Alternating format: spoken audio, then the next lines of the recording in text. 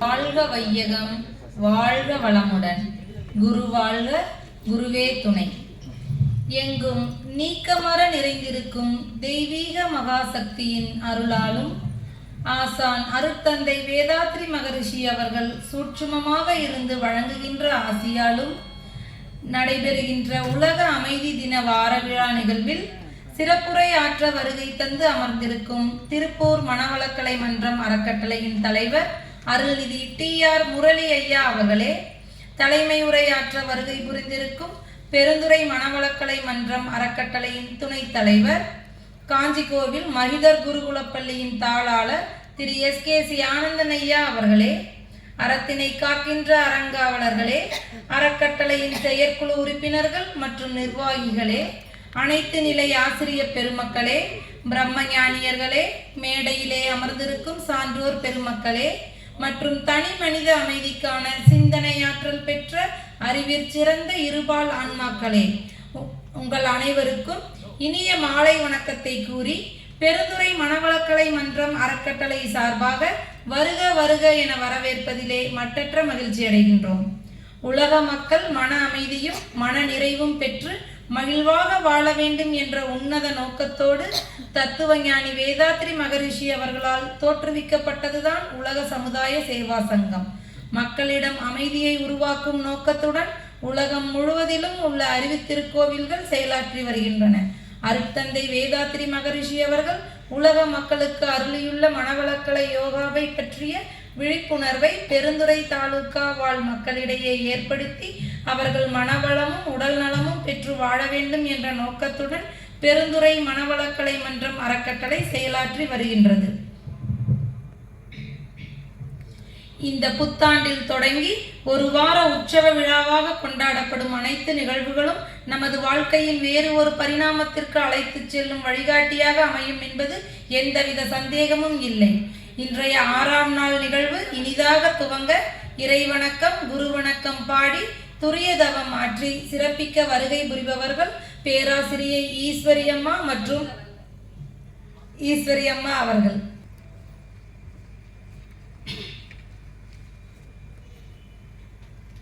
வாழ்க வையகம், வாழ்க வையகம், வாழ்க வளமுடன். குரு வாழ்க, குருவே துணை. இறைவணக்கம். எல்லாம் வல்ல தெய்வமது எங்கும் உள்ளது நீக்கமறு. எல்லாம் வல்ல தெய்வமது எங்கும் உள்ளது நீக்கமறு. சொல்லால் மட்டும் நம்பாதே, சுயமாய் சிந்தித்து தெளிவாய் வல்லாய் உடலில் இயக்கமவன், வாழ்வில் உயிரில் அறிவுமவன். கல்லார் கற்றார் செயல் விளைவாய் காணும் இன்ப துன்பமவன்.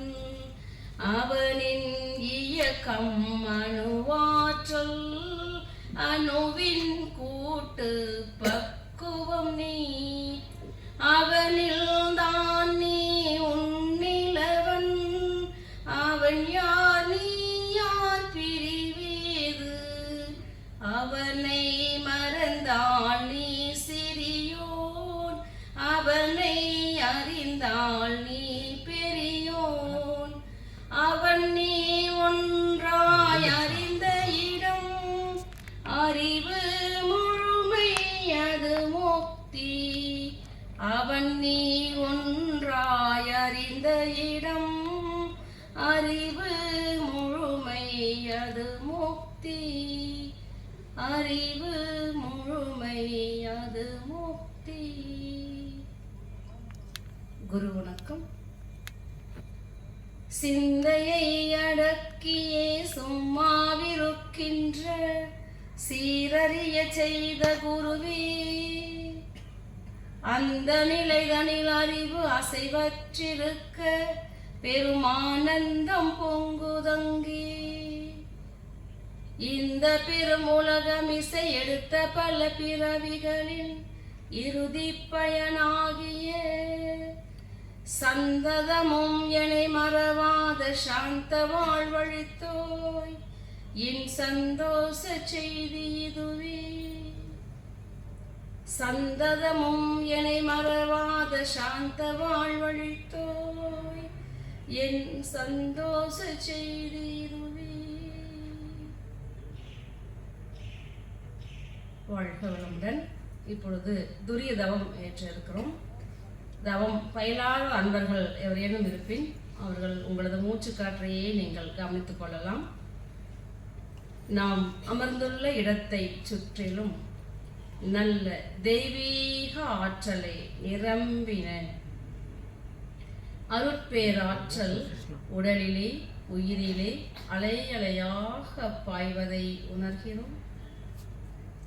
அருட்பேராற்றல் இரவும் பகலும் எல்லா நேரங்களிலும் எல்லா இடங்களிலும் எல்லா தொழில்களிலும் உறுதுணையாகவும் பாதுகாப்பாகவும் வழிநடத்துவதாகவும் அமையுமாக.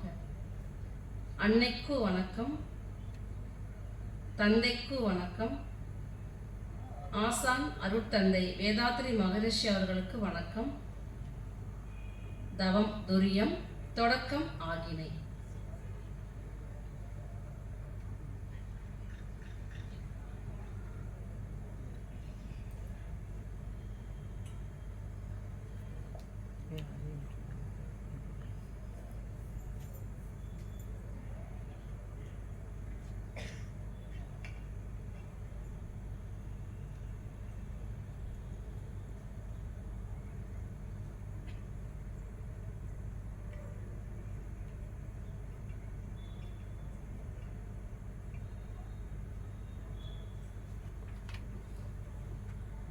அருட்பேராற்றல் கொண்டையினால் உடல் நலம், நீளாயுள், நிறை செல்வம், உயர் புகழ், மெய்ஞானம் ஓங்கி வாழ்வோம்.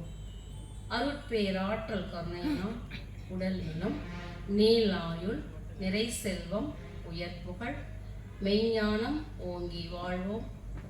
அருட்பேராற்றல் கொண்டையினால் உடல் நலம், நீளாயுள், நிறை செல்வம், உயர் புகழ், மெய்ஞானம் ஓங்கி வாழ்வோம். நம் மனதில் அமைதி நிலவட்டும், நம்மை சுற்றிலும் அமைதி நிலவட்டும், உலகம் முழுவதும் அமைதி நிலவட்டும்.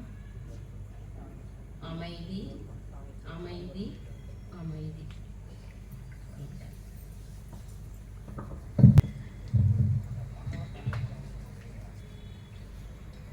தம் இனிமையான குரலால் இறையருளையும் குருவருளையும் இந்த அரங்கத்திற்குள் கொண்டு வந்து அன்பர்களின் மன அலைச்சூழலை அமைதி நிலைக்கு கொண்டு வந்த பேராசிரியர் அம்மா அவர்களுக்கு மனமார்ந்த நன்றிகள். அடுத்த நிகழ்வு சிறப்பு சொற்பொழிவாளர் அவர்களுக்கு நினைவு பரிசு வழங்குதல். அரங்கத்தில் வீற்றிருக்கும் அன்பர்களுக்கு ஒரு சிறிய வேண்டுகோள். நினைவு பரிசு வழங்கிய பின் அனைவரும் கரகோசை எழுப்ப வேண்டாம். ஒன்றிணைந்து வாழ்க வளமுடன் என்று வாழ்த்துதலை கூறுமாறு கேட்டுக்கொள்கிறோம். உடல் நலமும் மனவளமும் என்ற தலைப்பில் சிறப்புரை ஆற்ற வருகை தந்திருக்கும் திருப்பூர் மனவளக்கலை மன்றம் அறக்கட்டளையின் தலைவர் அருள்நிதி TR முரளி ஐயா அவர்களுக்கு நினைவு பரிசு வழங்க பெருந்துறை மனவளக்கலை மன்றம் அறக்கட்டளையின் துணைத் தலைவர் K ஈஸ்வரசாமி ஐயா அவர்களை அன்போடு அழைக்கிறோம்.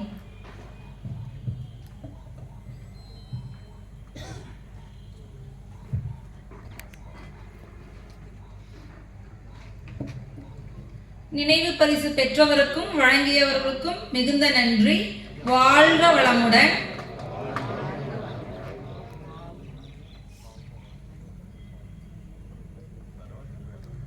இந்த நிகழ்ச்சிக்கு தலைமை உரையாற்ற வருகை தந்துள்ள பெருந்துறை மனவளக்கலை மன்றம் அறக்கட்டளையின் துணைத் தலைவர், காஞ்சி கோவில் மகிதர் குருகுலப்பள்ளியின் தாளாளர் திரு SKC ஆனந்தன் ஐயா அவர்களுக்கு நினைவு பரிசு வழங்க பெருந்துறை மனவளக்கலை மன்றம் அறக்கட்டளையின் தலைவர் K சுப்பிரமணியம் ஐயா அவர்களை அன்போடு அழைக்கிறோம்.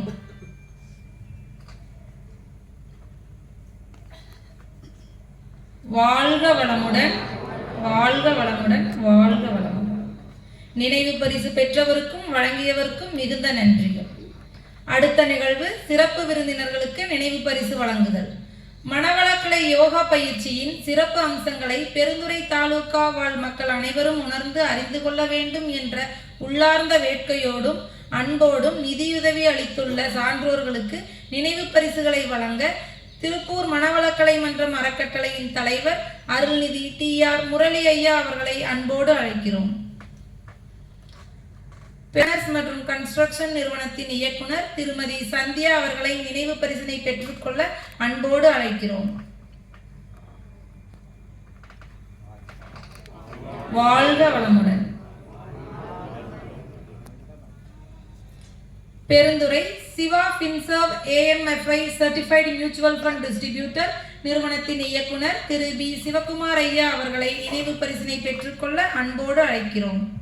வளமுடன்.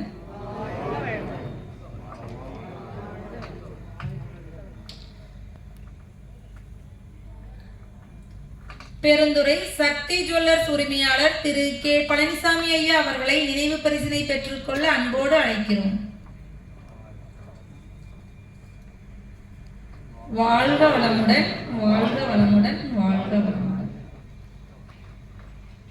இந்த உலக அமைதி தின வார விழா நடத்த இந்த இடத்தை அளித்துள்ள பெருந்துறை விநாயகா மோட்டார்ஸ் நிறுவனத்தின் இயக்குனர் திரு குமார் ஐயா அவர்களையும் மற்றும் நாதன் மெடிக்கல்ஸ் கிரி ஐயா அவர்களின் நினைவு பரிசினை பெற்றுக்கொள்ள அன்போடு அழைக்கிறோம்.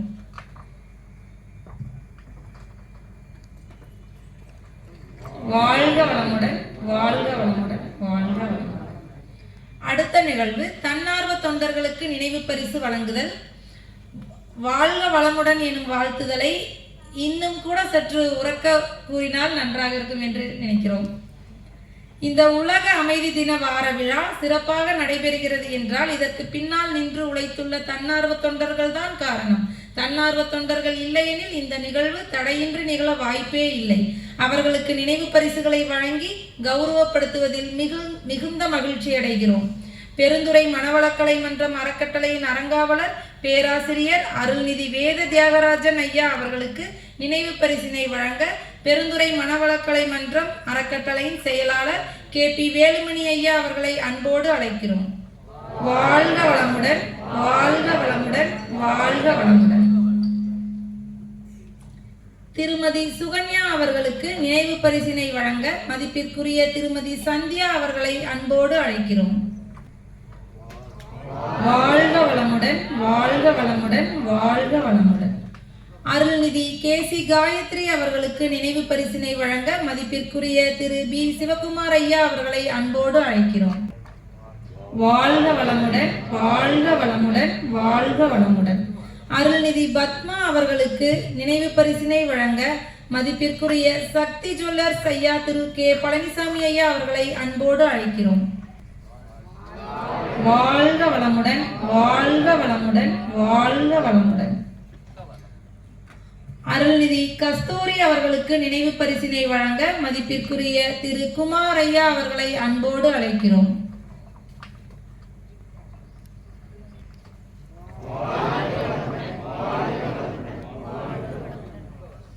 பேராசிரியை அருள்நிதி ஈஸ்வரியம்மா அவர்களுக்கு நினைவு பரிசினை வழங்க பெருந்துறை மனவளக்கலை மன்றம் அறக்கட்டளையின் பொருளாளர் திரு P கிருஷ்ணமூர்த்தி ஐயா அவர்களை அன்போடு அழைக்கிறோம்.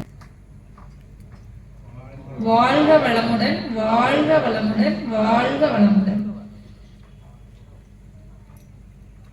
நினைவு பரிசுகளை பெற்றுக் கொண்டவர்களுக்கும் வழங்கியவர்களுக்கும் மிகுந்த நன்றிகளை தெரிவித்துக் கொள்கிறோம். அடுத்த நிகழ்வு தலைமை உரை. பெருந்துறை மனவளக்கலை மன்றம் அறக்கட்டளையின் துணைத் தலைவர் காஞ்சி கோயில் மகிதர் குருகுலப்பள்ளியின் தாளாளர் திரு SKC ஆனந்தன் ஐயா அவர்களை தலைமை உரையாற்ற அன்போடு அழைக்கிறோம். மேடையிலே வீற்றிருக்கும் ஆன்றோர்களே, அதேபோல் என் முன்னால் அமைதியாக அமர்ந்துள்ள தாய்மார்களே, குழந்தைகளே, பெரியோர்களே, உங்கள் அனைவருக்கும் எனது முதற்கண் வணக்கத்தை தெரிவித்துக் கொள்கிறேன். இந்த ஒரு அற்புதமான வாய்ப்பை எனக்கு வழங்கிய பெருந்துறை மன்றத்தின் அனைத்து பொறுப்பாளர்களுக்கும் எனது முதற்கண் நன்றியை இப்பொழுதே தெரிவித்துக் கொள்கிறேன். வேதாத்ரி மகரிஷியை பற்றி 1990 வாக்குகளில் நான் கொஞ்சம் அறிந்திருந்தேன். ஈரோட்டில் திரு SKM ஐயா அவர்கள் அதை சிறப்பாக செய்து கொண்டிருந்தார்கள். அவர்கள் எங்கள் ஊருக்கு அருகில் உள்ள ஊரை சேர்ந்தவர்கள். அதனால் பல சூழ்நிலைகளிலும் ஐயா அவர்களின் சொற்பொழிவுகளை ஆங்காங்கே அடிக்கடி கேட்டதில்லை, சில நேரங்களில் கேட்ட ஞாபகம் நன்றாக உள்ளது. எனக்கு உங்களுக்கெல்லாம் நமக்கெல்லாம் வேதாத்ரி ஐயா எப்படி எல்லாம் செய்து கொண்டிருந்தார்களோ அவர்கள் இன்னும் மறைந்தாலும் நம் மனதில் நீங்காது நினைத்திருக்கிறார்களோ அதே போல எனக்கு 18 வயதிலே சுவாமி சித்பவானந்தர் அவர்கள் அநேகமாக பாதி பேர் தெரிஞ்சிருக்கலாம், திருப்பராய்த்துறையில் தபோவனம் நடத்தி வந்தவர் சித்பவானந்த சுவாமி அவர்களை சந்தித்து மாமா அவர்களுடன் சென்றபோது அவரை சந்தித்து ஆசி பெற்றபோது என்னை கேட்டார், என்ன படிக்கிறாய் என்று. பாலிடெக்னிக் படித்து கொண்டிருக்கிறேன் என்று சொன்னேன். பகவத்கீதை தெரியுமா அப்படின்னு கேட்டாருங்க. தெரியாதுங்க அப்படின்னு. ஒரு நிமிடம் யோசனை செஞ்சாருங்க. பகவத்கீதை என்ன சொல்லுதுன்னா, நீ உன்னுடைய அன்றாட கடமைகளை நேர்மையாக செய், உடனுக்குடன் சோம்பலின்றி நேர்மையாக செய், நீ எதையும் தேட வேண்டாம், உனது வாழ்க்கையில் உனக்கு உரியதை இறையாற்றல் அனுப்பி வைக்கும், அதை இது மாதிரி நடந்தால் போதும் அப்படின்னு சொன்னாருங்க. நூற்றுக்கணக்கான உதாரணங்களை என்னால் சொல்ல முடியும். இன்று இந்த இடத்திலே உங்கள் முன்னால் ஒரு நின்று பேசக்கூடிய ஒரு தகுதி எனக்கு வந்துள்ளது என்றால் அது இறையாற்றல் அனுப்பி வைத்தது என்று நான் நினைக்கிறேன். அது பல சூழ்நிலைகளில் பல பிரச்சனைகள் எல்லாம் வந்தன. இருந்தாலும் நேர்மையாக எதையும் செய்ய வேண்டும் என்ற எண்ணம் இன்று வரை மனதிலே உள்ளது. அதை செயல்படுத்தி கொண்டு வருவதிலே எந்நேரமும் நீங்களெல்லாம் வேதாத்ரி மகரிஷியை பற்றியெல்லாம் நாம் தினமும் நினைத்து கொண்டே சதாசர்வகாலம் நினைத்து கொண்டுள்ளோம். அதே போல என்னுடைய மனதில் நீங்காது இருப்பவர் சுவாமி சித்பவானந்தர் அவர்களும் அவர்கள் கூறிய பகவத்கீதையும். இதையெல்லாம் நான் நிறைய பேச முடியும். நான் அதிக நேரம் எடுத்துக்க விரும்பலைங்க. சாமி சொன்னதை பல புத்தகங்கள்லாம் போட்டிருக்கிறேன். நிறைய விஷயங்கள்லாம் தெரிஞ்சிருக்குது. அது மாதிரி வேதாத்ரி மகரிஷி சொன்ன மாதிரி அவங்களும் நிறைய சொல்லியிருக்காங்க. அது மாதிரி பல மகான்கள் நாட்டில் இருக்காங்க. அதை அவங்களெல்லாம் நம்ம குழந்தைகளுக்கெல்லாம் நீங்கள் சொல்லிக் கொடுக்கணுங்க. இன்றைக்கி சமுதாயம் எங்கேயோ போயிட்டுருக்குது. முந்தா நாள் அவங்க ஐயா அவர்கள் ஜானகிராமன் ஐயா அவர்கள் பேசினாங்க. அதுக்கு அவங்க பேச வேண்டிய சூழ்நிலை வரக்கூடாது. எப்பொழுது இன்னொரு 20 ஆண்டுகளில் இப்போ உள்ளவங்களையெல்லாம் நான் நல்ல முறையில் வளர்த்தினார். நம்ம இந்த மாதிரியான ஒரு போதனைகள்லாம் தேவையில்லாமல் அளவுக்கு நம்ம குழந்தைகளை கொண்டு வர வேண்டும். அதற்கு நமது மன்றம் உறுதுணையாக செயல்படும் என நம்புகிறேன். இந்த நேரத்திலே வேலுமணி அவர்களும் திரு சுப்பிரமணியம் அவர்களும் கடந்த 4-5 ஆண்டுகளாக மிக சீரிய முயற்சிகள் எடுத்து பலமுறை நான் இந்த பக்கம் வந்தவங்கெல்லாம் பார்த்தாக்க இந்த இடத்துல ஒரு போன மாதம் இருந்தது விட இன்றைக்கி எவ்வளோ அழகாக இருக்குதுங்க. அது குமாரையா பக்கத்தில் இருந்தாங்க, சொன்னாங்க எங்கள் இடம் தான் அப்படின்னு. ஆனால் அது பாருங்கள், கடவுள் செயல், அருளாற்றல் கிடைத்ததுனால தான் நம்ம அந்த இடத்துல ஒரு புனிதமான இடமாக உருவாகி இருக்குது. அது மாதிரியான நம்ம எண்ணங்கள் எல்லாம் தூய்மையாக இருந்தால் நம்ம எதையும் சாதிக்கலாம். நான் ஒரு பள்ளிக்கூடம் ஆரம்பித்து நடத்திட்டு இருக்கிறேங்க. சேவை மனப்பான்மையோடு செஞ்சிட்டு இருக்கிறேன். 32 ஆண்டுகளாக குழந்தைகளோடு வாழ்ந்து கொண்டிருக்கிறேன். அந்த வகையிலே குழந்தைகளை எல்லாம் சரியாக நடத்த வேண்டிய பொறுப்பு நம் அனைவருக்கும் உள்ளது. அதை நீங்கள் அனைவரும் நல்ல முறையிலே சிந்தித்து குழந்தைகளை வளர்த்த வேண்டும். பக்கத்தில் உள்ள வீட்டு குழந்தைகளை கூட அந்த தாயார் சரியாக கவனிக்கவில்லை என்றால் நாம் அவர்களுக்கு ஒரு அறிவுரை கூறி நடத்த வேண்டும். அந்த மாதிரியான எண்ணங்களை நாம் உருவாக்க வேண்டும். இதற்கு நாம் எல்லாம் ஒரு உறுதி எடுத்துக்கணும். நான் 30 வருஷம் முன்னாடி எடுத்த முடிவுங்க. அனைத்து உயிர்களுக்கும் அன்புடன் சேவை செய்தல், கால நியதி, காலத்தை கருதி சரியான நேரத்தில் சரியான பணிகளை செய்ய வேண்டும், கடவுள் பக்தி, சுய கட்டுப்பாடு, சோர்வில்லாத உழைப்பு, முழு நம்பிக்கை, தன்னம்பிக்கையுடன் எதையும் செய்ய வேண்டும், தியாக மனப்பான்மை, இதெல்லாம் நம்ம மனசில் இருந்ததுனாக்க நம்ம எதையும் சாதிக்கலாங்க. இங்கே நடக்கக்கூடிய செய்திகளை அதற்கு ஒரு நல்ல சான்று. இந்த கடந்த 2007 முதல் இந்த மன்றத்தோடு நான் தொடர்பில் இருக்கிறேன். இப்பொழுது நல்ல ஆத்மாக்கள் மிகச்சிறப்பாக எல்லா காரியங்களையும் செய்து கொண்டு வருவது மனதுக்கு மிகவும் மகிழ்ச்சியாக இருக்கிறது. இந்த செயல்கள் நாளும் தொடர வேண்டும் என இறையாற்றலை வேண்டி எனக்கு இந்த நல்ல வாய்ப்பை அளித்த அனைவருக்கும் நன்றி கூறி அமைகிறேன். வணக்கம்.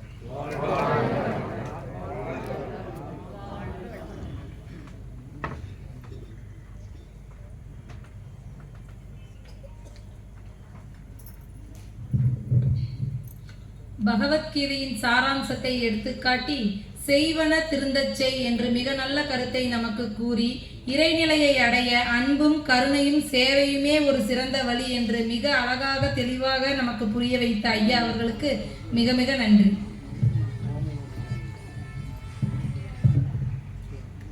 இந்த அரங்கத்திலே அமர்ந்திருக்கும் அறிஞர் பெருமக்களுடைய அன்பான கவனத்திற்கு தயவு கூர்ந்து அமைதி காக்கவும். தற்போது நடைபெற்று கொண்டிருக்கும் உலக அமைதி தின வார விழா நிகழ்ச்சிகள் அனைத்தும் முழுக்க முழுக்க பொதுமக்களிடமிருந்து பெற்ற நன்கொடை மூலமே நடைபெறுகிறது. இந்த புனிதமான நிகழ்வுகளுக்கு நன்கொடை அளிக்க விரும்புபவர்கள் அரங்கத்திற்கு வெளியே அமர்ந்திருக்கும் மனவளக்கலை அன்பரிடம் நன்கொடை வழங்கி ரசீது பெற்றுக்கொள்ளுமாறு அன்புடன் கேட்டுக்கொள்கிறோம். பெருந்துறை மனவளக்கலை மன்றத்தில் மனவளக்கலை யோகா 12 நாள் அடிப்படை பயிற்சி கற்றுக்கொள்வதற்கான கட்டணம் ரூ.1500 உள்ளது. உலக அமைதி தின வார விழாவை முன்னிட்டு கருணை மிகுந்த நன்கொடையாளர்களின் உதவியுடன் வரும் 12/1/2026 திங்கட்கிழமை முதல் ஆரம்பமாகும் அடிப்படை பயிற்சி பொதுமக்களுக்கு இலவசமாக கற்றுத்தரப்படும் எனும் மகிழ்வான செய்தியை தெரிவித்துக் கொள்கிறோம். மனவளக்கலை யோக பயிற்சி பெறாத அன்பர்கள் இந்த வாய்ப்பினை பயன்படுத்திக் கொள்ள வேண்டுமாறு கேட்டுக்கொள்கிறோம். இலவச பயிற்சி பெற விரும்புவோர் அரங்கத்திற்கு வெளியே அமர்ந்திருக்கும் மனவளக்கலை அன்பரிடம் தங்களது பெயரினை பதிவு செய்து கொள்ளுமாறு கேட்டுக்கொள்கிறோம். இலவச பயிற்சிக்கான முன்பதிவு மிக மிக அவசியம். அருட்தந்தை வேதாத்ரி மகரிஷி அவர்கள் எழுதிய புத்தகங்கள் விற்பனைக்காக அரங்கத்திற்கு வெளியே வைக்கப்பட்டுள்ளது. விரும்புவோர் வாங்கி பயன்பெறுமாறு கேட்டுக்கொள்கிறோம். அடுத்த நிகழ்வு இன்றைய நிகழ்ச்சியின் சிறப்பு சொற்பொழிவு. உடல் நலமும் மனவளமும் எனும் தலைப்பில் சிறப்புரையாற்ற இருப்பவர் திருப்பூர் மனவளக்கலை மன்றம் அறக்கட்டளையின் தலைவர் அருள்நிதி TR முரளி ஐயா அவர்கள். அவரை பற்றி சிறு குறிப்பு. அருள்நிதி TR முரளி ஐயா அவர்கள் திருப்பூர் மனவளக்கலை மன்றம் அறக்கட்டளையின் தலைவராக, துணை பேராசிரியராக வேதாத்ரி மகரிஷி அவர்கள் அருளிய வேதாத்திரிய கல்வியை மக்கள் மனதில் பதிய வைக்கும் பணியை திறம்பட செய்து வருகிறார். திருப்பூரில் உள்ள அனைத்து மனவளக்கலை மன்றங்களும் சிறப்பாக செயல்பட மிக சிறந்த உந்து சக்தியாக இருப்பவர் அருள்நிதி முரளி ஐயா அவர்கள். இந்திய தேசிய இராணுவத்தில் பணியாற்றிய இவர் தற்போது திருப்பூர் மாவட்டம் முன்னாள் படை வீரர்கள் மற்றும் குடும்பத்தினர் நல கூட்டமைப்பின் தலைவராக செயல்பட்டு வருகிறார். தமிழ்நாட்டில் உள்ள இந்திய முன்னாள் படை வீரர்கள் சங்கங்களின் கூட்டமைப்பின் தலைவராக இருந்து முன்னாள் படை வீரர்களின் நலனுக்காக தன்னை அர்ப்பணித்து செயல்பட்டு வருகிறார். வேதலோக அன்பு நிலையம் அறக்கட்டளையின் நிர்வாக தலைவராக இருந்து ஆன்மீகம் மற்றும் சமூக பணிகளை மேற்கொண்டு வருகிறார். ஆதரவற்ற முதியோர்களின் நலனுக்காக வள்ளலார் இயற்கை நலவாழ்வு அறக்கட்டளையை தோற்றுவித்து அதன் தலைவராக சமுதாய பணியாற்றி வருகிறார். திருப்பூர் மக்கள் அன்றாட துன்பங்களில் இருந்தும் மன அழுத்தத்திலிருந்தும் விடுபட்டு அவர்கள் மகிழ்ச்சி கடலில் திளைக்க வைக்க திருப்பூர் நகைச்சுவை முற்றம் அறக்கட்டளையை உருவாக்கி அதன் பொது செயலாளராக இருந்து மக்களின் நலனுக்காக செயல்பட்டு வருகிறார். இத்தகைய சிறப்பு வாய்ந்த ஆன்மீக சிந்தனையாளரும் சமூக முன்னேற்றத்திற்காக தன்னை அர்ப்பணித்துக் கொண்டு வாழ்கின்ற ஐயா அவர்களை உடல் நலமும் மனவளமும் எனும் தலைப்பில் உரையாற்ற அன்போடு அழைக்கிறோம்.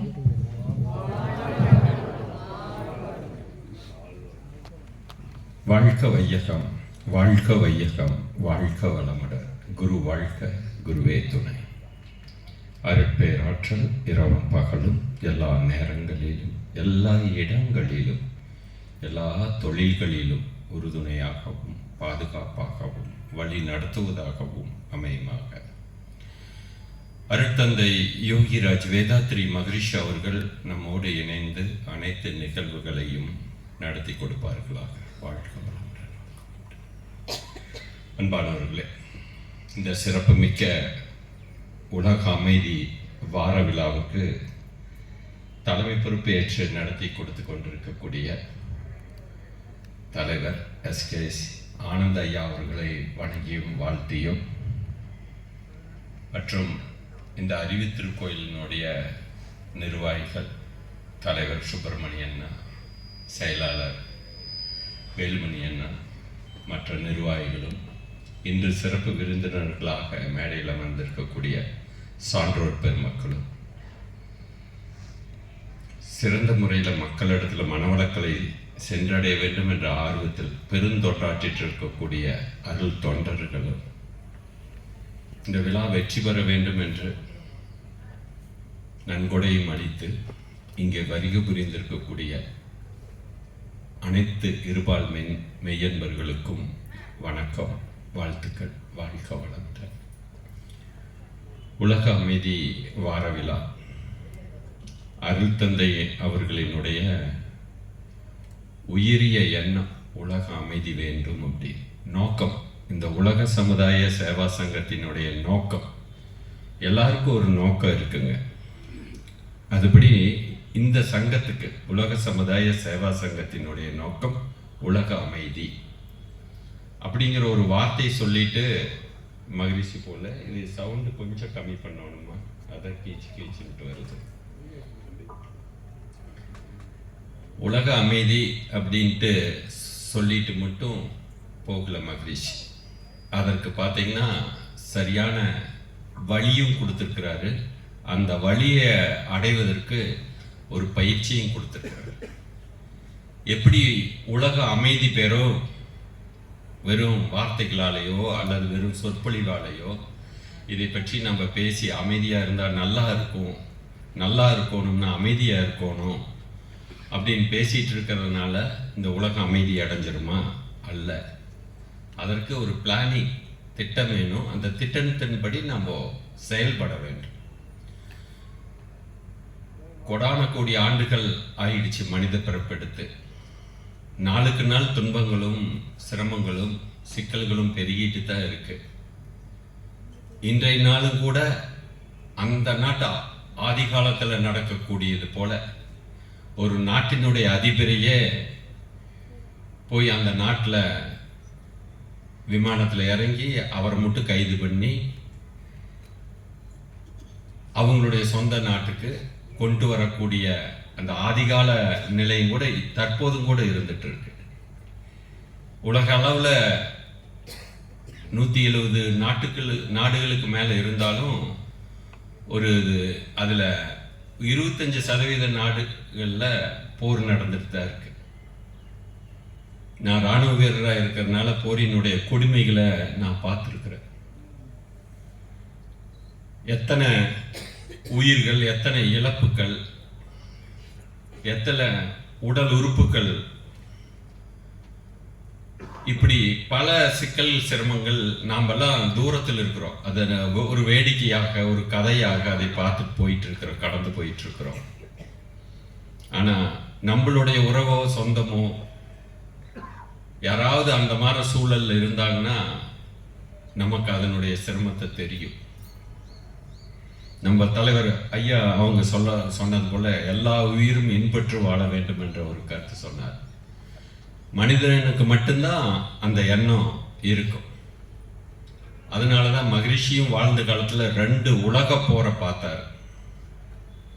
ஒரு உலக போர்ல அவர் குழந்தை சிரமப்படுறாரு. ஆனா 2வது உலக போர்ல அவர் மிகப்பெரிய தொழில் அதிபர், ஆயிரக்கணக்கான பேரை வச்சு தொழில் பண்ணிட்டு இருக்கிறார். அந்த உலக போரால அவர் 0 ஆகிறார், மஞ்சள் நோட்டீஸ் வாங்குறார், கோர்ட்டுக்கு போறாரு, எல்லா சொத்தையும் முடக்கப்படுகிறது. அவர் கோர்ட்டுட்டு வரையில அவர் கையில மோதிரமும் வாட்சும் தான் இருந்தது. அதையும் கழட்டி நீதிபதி மேசையில் வைத்துட்டு இதுக்கு மேலே என்கிட்ட ஒன்றும் இல்லை அப்படின்னு வெளியில் வந்து அன்னை லோகாம்பாலோட புட்டு விற்று அப்புறம் வாழ்க்கையை மறுபடியும் தொடங்குறார். அந்த போரினால் ஏற்பட்ட இழப்பு எங்கேயோ தான் நடந்தது, சென்னையில் நடக்கல. ஆனால் அவரு எவ்வளோ பெரிய பாதிப்புக்குள்ளாட்டும். அதே போல கோடான கோடி மக்கள் பாதிக்குள்ளப்பட்டார். சிந்திக்கிறார், ஏன் இந்த போர், எதனால் இந்த போர் வருது? அதுல கிடைச்ச விட தான் இந்த போரில்லா நல்லுலக வேணும் அப்படின்னா தனி மனிதனுடைய அமைதி வேணும். தனி மனிதன் அமைதி ஆகும் பொழுது மட்டுமே குடும்ப அமைதி பெறும். குடும்ப அமைதி பெறும் பொழுது மட்டுமே சமுதாயத்தில் அமைதி கிட்டும். சமுதாய அமைதி ஆகும் பொழுது மட்டுமே உலக அமைதி வரும். உலக அமைதின்னு வெறும் வார்த்தையால் மட்டும் சொல்லலீங்க, அவரு அதுக்கு வழிவகுத்திருக்கிறார், திட்டம் தீட்டுறார். அப்போ தனி மனித அமைதி வர வேண்டும் அப்படின்னா ஃபர்ஸ்ட் ஸ்பேஸ் முதல் எடுத்தோடனே அவர் இண்டிவிஜுவலை தான் நம்மளுக்கு சொல்றார், தனி மனித அமைதி வேண்டும் அப்படின்னு. அப்ப அந்த தனி மனித அமைதி வேண்டும் அப்படின்னா அந்த தனி மனிதன்னா யாரு அப்படிங்கிறத நம்ம தெரிஞ்சு கொள்ள வேண்டியதா இருக்கு.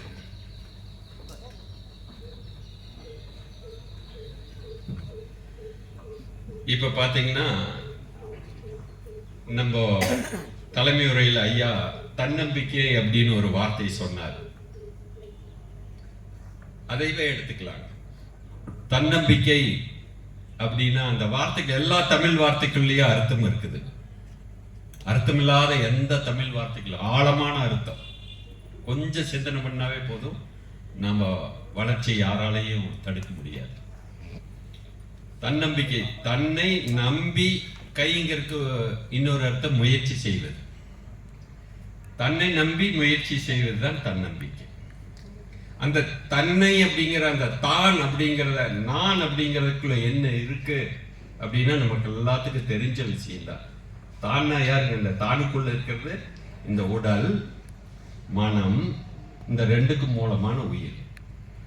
இந்த உடல், மனம், உயிரை நம்பி நம்ம முயற்சி செய்யும், அப்பதான் வெற்றி வர முடியும். அப்ப இந்த உடல், மன, உயிரை நம்ம நம்பணும் அப்படின்னா அது ஸ்ட்ராங்கா வலிமையா இருக்கும். இப்ப மேடையில் இருக்கிறவங்களும் சரி, நீங்களும் எதை நம்பி உட்கார்ந்துட்டு இருக்கிறீங்க? இந்த சேரை நம்பி உட்கார்ந்து இருக்கிறீங்க. அது அப்போ தைரியமா உட்கார்ந்து இருக்கிறீங்க. இது போல நீங்க எந்த ஒரு செயல் எடுத்து செய்ய போனாலும் உங்க மேல உங்களுக்கு நம்பிக்கை வரும். சில மாயால, இந்த கண்மா மாயா அப்படிங்கிறதெல்லாம் நான் படிச்சிருக்கேன். மாயால சில இடத்துல பாத்தீங்கன்னா பேச்சுல சொல்லுவோம், நான் நாளைக்கு அதை பண்ணிடுறேன், இதை பண்ணிடுறேன், 5 மணிக்கு எந்திரிக்கிறேன், 4 மணிக்கு எந்திரிக்கிறேன், இல்லை இந்த நேரத்தில் இதை செய்கிறேன். ஐயா தலைமை உரையில் சொன்ன மாதிரி அந்த காலத்தை மதிப்பவர் காலத்தால் மதிக்கப்படுவார், அந்த காலத்தை பற்றியும் அவர் சொன்னார். ஆனால் அதை செய்ய முடியாமல் போகுது. என்ன காரணம்? அந்த உடம்பு ஒத்துழைக்கிறது இல்லை. நாகரீகம் அப்படிங்கிற வார்த்தைக்குள்ளேயே என்ன இருக்குதுங்க? இந்த நாக்கும் அகமும் ரிதமா இருக்கணும். அதுதான் அவங்க தான் நாகரீகமான. அழகான துணிமணி போட்டு அழகா இருக்கிறது நாகரீகம் இல்லைங்க. யாரெல்லாம் சொல்லுக்கும் செயலுக்கும் ஒரே மாதிரி இருக்கிறாங்களோ அவங்க தான் நாகரீகமான. அப்படி ஒரு நாகரீகமானவனா இருக்கணும்னா இந்த உடல், மனம், உயிர் நல்ல இணக்கமாக வலிமையாக இருக்கணும். அப்படிப்பட்ட தலைப்பு தான் நம்ம இன்னைக்கு உடல் நலமும் மன வளமும் அப்படிங்கிற தலைப்பு எடுத்திருக்கிறோம். ஒரு சிறந்த தலைப்பு, நம்மளுடைய தலைப்பு. நம்ம கதை பேச போறது, ஏன்னா எல்லாருக்கும் உடலும் இருக்கு, மனசும் இருக்கு. அப்போ இந்த உடலை, மனதை பத்தி என்ன நம்மளுக்கு நமக்கு தெரியாததா அப்படின்னு நாம் நினைக்கிறோம். ஆனா நிறைய விஷயத்தை தெரியாதனாலதான் நம்ம இவ்வளோ ஹாஸ்பிட்டல் பெருகி இருக்குது. மருத்துவமனை எத்தனை ஹாஸ்பிட்டல், அதுல ஆகிற டாக்டருக்கு எத்தனை கோடி செலவு பண்ண வேண்டியது நினைச்சு பாருங்க. ஆனா எல்லா ஹாஸ்பிட்டல்லையுமே ரெக்கமெண்டோட போனா தான் ரூம் எல்லாம் கிடைக்குது. அவ்வளோ ஹாஸ்பிட்டல், இவ்வளவும் தெரிஞ்ச நம்ம உடலை பத்தி, மனதை பத்தி எல்லாம் நம்ம தெரிஞ்சிருக்கிறோம். ஆனாலும் ஹாஸ்பிட்டல் நிறைஞ்சிட்டு இருக்கு. பெரியவங்க நிறைய சொல்லி இருக்கிறாங்க, நோயற்ற வாழ்வே குறைவற்ற செல்வம். எவ்வளவு பெரிய விஷயங்க. ஆனா இத்தனை விஷயங்கள் சொல்லியும் நாம இன்னும் உலகத்திலேயே மிகப்பெரிய பொக்கிஷம் இந்த உடல் அமைப்பு தான், உடல் தான் அப்படிங்கிறது எல்லாருக்கும் தெரியும். இருந்தாலும் இந்த உடலை பேணி காட்பதில், இந்த உடலை மதிக்கிறதுல, இந்த உடலை பராமரிப்பதில் நம்ம கிட்ட ஏன் சுணக்கம் இருக்கிறது அப்படின்னு பார்த்தீங்கன்னா, மகரிஷி சொல்லுவாருங்க. நம்மள அதை சொல்ற வார்த்தைக்கும் மகரிஷி சொல்ற வார்த்தைக்கும் இதுதான் வித்தியாசம். அறியாமை அப்படின்னு நாம் சொல்லுவோம். அது தெரியாதது தெரிஞ்சது போல இருந்து அறியாமை அப்படிம்பாரு. ஆனா அதையும் கூட மகரிஷி அறிவின் வறுமை அப்படிம்பாரு. அப்பதான் அந்த வறுமை பத்தி நம்மளுக்கு தெரியும். அப்ப அந்த வார்த்தைகளையும் கூட சில இடத்துல புரியட்டும் அப்படிங்கிற மாதிரி சொல்லுவார். இப்ப பாத்தீங்கன்னா நம்ம கிட்ட எல்லாம் செல்போன் இருக்கு. இப்ப எனக்கெல்லாம் 55 வயசுக்கு அப்புறம் தான் அந்த போனை பார்க்குறோம். என்னால் என்ன பண்ண முடியுது, தொடர்பு கொள்ள முடியுது. இப்போ வாட்ஸ்அப் கொஞ்சம் பழகிட்டு இருக்கிறேன். அதுக்கப்புறம் என்னென்னமோ இருக்குதுங்கிற ஃபேஸ்புக்கு, இன்ஸ்டாகிராம், அப்படி இப்படின்னு என்னென்னமோ சொல்கிறாங்க. பாருங்க, பையன் பல்லவியை பரமசிவண்ணன் கீழே பாருங்க, போன ஏதோ பண்ணிட்டு இருக்கிறாரு. இங்கிருந்து ரிலே பண்ணிட்டு இருக்கிறார், உலகத்தோடயே தொடர்பு கொண்டிருக்கிறார், உலகத்தையே பிடிச்சிடுறாரு. தங்க உங்க பேர் என்னங்க? கிருஷ்ணா. கிருஷ்ணா. இஸ்லாம். கிருஷ்ணா. கிருஷ்ணா. கிருஷ்ணா. அவர் பேருக்கு தகுந்த மாதிரி உலகத்துல அப்படியே உலா வந்துட்டு இருக்கிறாரு. உட்காருங்க கிருஷ்ணா. அவர்கிட்ட இப்ப அவர் என்ன வேணாலும் பண்ணல, ஏன்னா அவருக்கு அந்த செல்போனை பத்தி தெரியுது. அதனால அவரு உலகத்தோட தொடர்பு கொண்டு இங்க பேசுறதையும் பார்க்கிறாரு, உலகத்தையும் பார்க்கிறாரு. எல்லா வேலையும் அவர்னால அதை செய்ய முடியுது. அந்த செல்போனை பத்தி அவருக்கு நல்ல நாலேஜ் இருக்கிறதுனால. எங்களுக்கு அது இல்லை. அதனால நம்மளால எது முடியுதோ இதை கொஞ்சம் அப்படியே நெகட்டிவா கொஞ்சம் சிந்தனை பண்ணி பாருங்க. ஒரு குரங்கு இருக்கு, அந்த கையில் கொண்டு போய் கிருஷ்ணாவுக்கிட்ட இருக்கிற செல்போனை வாங்கி கொடுத்தோம்னா என்ன பண்ணுங்க? பிச்சு போடு. காரணம் என்னங்க? அதுக்கு அந்த செல்போனுடைய மதிப்பு தெரியாது. இதே போல தானுங்க நமக்கு நம்மளுடைய உடலினுடைய மதிப்பு தெரியாததுனால எந்த பொருளை வச்சு நம்ம சந்தோஷமா இருக்கணுமோ, எந்த பொருளால நம்மளுக்கு சந்தோஷம் கிடைக்குதோ அந்த பொருளை தெரியாததுனால நம்ம பட்டினதாரன் சொல்லுவார், நந்தவனத்தில் ஒரு ஆண்டி அவன் 4 மாதமாய் குயவனை வேண்டி கொண்டு வந்தான் தோண்டி, அதனை கூத்தாடி கூத்தாடி போட்டு உடைத்தாண்டி. அப்படி இதுதான் நம்ம கடை. பாரதியார் சொல்லுவார், நல்லதொரு வீணை செய்தோம் நலம் பேட புழுதியில் எரிவதுண்டோ சொல்லிடி சிவசக்தி. எப்படி அடிச்சு ஓங்கி நம்மளுக்கு புத்தி சொல்லிட்டு போற. அப்போ இந்த உடலை கொண்டுதான் உலக இன்ப துன்பங்களை அனுபவிச்சு எப்படி உலக சமுதாய சேவா சங்கத்துக்கு ஒரு நோக்கம் இருக்கிறதோ அதே போல மனித குலத்துக்கு நமக்கும் ஒரு நோக்கம் இருக்குது. நாம 6வது அறிவு படிச்சிருக்கிறோம். விலங்குகள் 5 அறிவு. விலங்குகள் என்ன பண்ணுதுங்க? பிறக்குது, வளருது, வயது வந்தா குட்டிகளை போடுது, வயசாகி செத்து போயிடுது. ஐய நாகரீகமா இறந்து போயிடுதுன்னு சொல்றாரு. அத செத்து போகிறங்கிற வார்த்தை மகிழ்ச்சி சொல்றாரு. எப்படி வந்துருச்சுன்னு, சத்து இல்லாத போச்சுங்களாமா. அதை நம்மளுடைய லௌகிக வாழ்க்கையில் சொல்லி செத்து போச்சு. சத்து இல்ல, செத்து போச்சு. சத்து இல்லாம போனதுக்கு காரணம் நாம தான். விலங்கு என்ன பண்ணுது? பிறக்குது, வளருது, வயது வந்தா குட்டிகளை போட்டு வயசாகி செத்து போயிடுது. நம்மள பல பேர் அப்படி இருக்கிறாங்க. பிறக்கிறாங்க, வளர்றாங்க, வயசு வந்து கல்யாணம் பண்ணிக்கிறாங்க, குழந்தையை பெற்று போட்டு வளர்த்திட்டு வயசாகி செத்து போயிடுறாங்க. செத்து போறக்கா இந்த 6 அறிவு அது விலங்கு செஞ்சிருச்சே. நான் மிலிட்டரிங்கிறதுனால கொஞ்சம் கடுமையா பேசணும், தப்பா எடுத்துறாதீங்க. பிறந்து வளர்ந்து கல்யாணம் பண்ணி குழந்தையை பெத்து போட்டு சாவர கல்ல நாம 6வது அறிவு இருக்கு. அது 5 அறிவுல நம்ம செய்துட்டோம். இந்த உடல்னு என்ன, உயிர்னு என்ன, மனம்னு என்ன, இயற்கைன்னு என்ன, இறைவன் யாரு அப்படின்னு எல்லாம் முழுமை பெற்று அறிவில முழுமை, அது முக்தி. பேப்பர்ல போடுவாங்க. அது எப்ப போடுறாங்க? நம்ம இறந்த பிறகு போடுவாங்க. இறைவனடி சேர்ந்தார், இயற்கை எழுதினார், முக்தி அடைந்தார், சிவலோக பதவி அடைந்தார், இப்படி போடுவாங்க. பேப்பர்ல போட்டா நம்ம இறைவனடி சேர்ந்துட முடியுங்களா? இயற்கைக்கு எங்கிருந்து வந்தோமோ அங்க போறதுதான் நம்மளுடைய நோக்கம். கடல் இருக்குது, சூரிய வெப்பத்துல மேகம் ஆகுது, ஆவியாகி மேகமாகுது, சரியான நேரத்துல மழைய பெய்யுது, வீதியில் உழுகுது, ரோட்ல ஓடுது, கால்வாயில் ஓடுது, டிச்சில் ஓடுது. அப்புறம் குளம் குட்டை நதி, குளம் குட்டை ஆறு, நதியில் ஓடி கடைசியில கடல்ல கலக்குது. எங்கிருந்து வந்ததுங்க? கடல்ல இருந்து வந்த நீரே தான் கடலுக்கு போகுது. அதே மாதிரிதானே பரமாத்மால இருந்து வந்த இந்த உயிர் மறுபடியும் அந்த பரமாத்மா கிட்ட போறதுதான் நம்மளுடைய நோக்கம். இந்த நோக்கம் தெரியாமையே சில பேர் நம்ம இறந்து போயிடும். நம்ம எங்கிருந்து வந்தோமோ அங்க போய் சேரணும். பிறந்து வளர்ந்து செத்து போறக்கு இல்லைங்க, சத்தம் விட்டுட்டு போறக்கு இல்லை. அந்த நாம போய் சேர்றதுக்கு வந்த வாகனம் தான் இது. 6வது பிறவிங்கிறது நதி மாதிரி இருக்கிறோம். இந்த நதி அங்க கடல்ல போய் சேரணும். அங்கங்க நதிய நாம தடுமாறிட்டோம்னா நாம் போய் சேர மாட்டோம். அப்ப இந்த இடத்துல தான் நம்ம முக்கியமான இடம். நம்மளுக்கு தான் 6வது அறிவு இருக்கிறதுனால நாம உடல்னா என்ன, உயிர்னு என்ன, மனம்னு என்ன, இயற்கைன்னு என்ன, இறைவன் யாரு அப்படின்னு தெரிஞ்சுக்கிட்டா மட்டுமே நாம அறிவுல முழுமையாக முடியும். இறைவனுக்கு குருவனுக்கு எல்லாம் அல்ல தெய்வம் இதில் பாடல்ல, அறிவு முழுமை அது முக்தின்னு முடிப்பார். அப்ப அந்த அறிவுல முழுமையாக ஃபர்ஸ்ட் நாம அந்த இறைநிலை பயணத்துல எதை கொண்டு, எந்த வாகனத்தை கொண்டு நம்ம பயணம் பண்றோம்னா இந்த உடம்பை கொண்டு தான் நாம் பயணம் பண்றோம். அப்ப இந்த உடல்னா என்ன அப்படின்னு இப்ப சாதாரணமா படிக்காதவங்களை கேட்டா சதை எலும்புகளால் ஆனது, இதுல என்ன விஷயம் அப்படின்றாங்க. அதே கிருஷ்ணன் போட்ட படிச்சவங்களை நம்ம கேட்டோம்னு வை, இந்த உடம்பு எதான் இருந்தது, அணுக்கள் செல்களால் ஆனது அப்படின்பாங்க.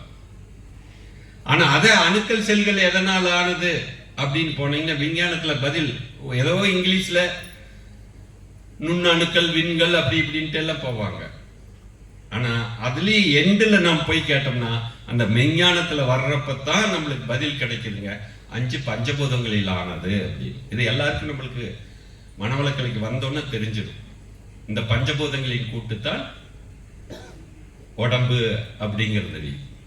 இந்த பஞ்சபூதம் கூட்டு அப்படிங்கிறது நம்மளுக்கு எல்லாத்துக்குமே தெரியும். சொல்லுக்கு பார்க்கல பஞ்சபூதங்கள் எல்லாம் என்னன்னு: நிலம், நீரு, நெருப்பு, காற்று, ஆகாயம்.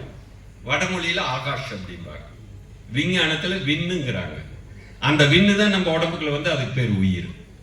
வெளியில இருந்தா விண்ணு, அது உடம்புக்குள்ள வந்து உயிர்.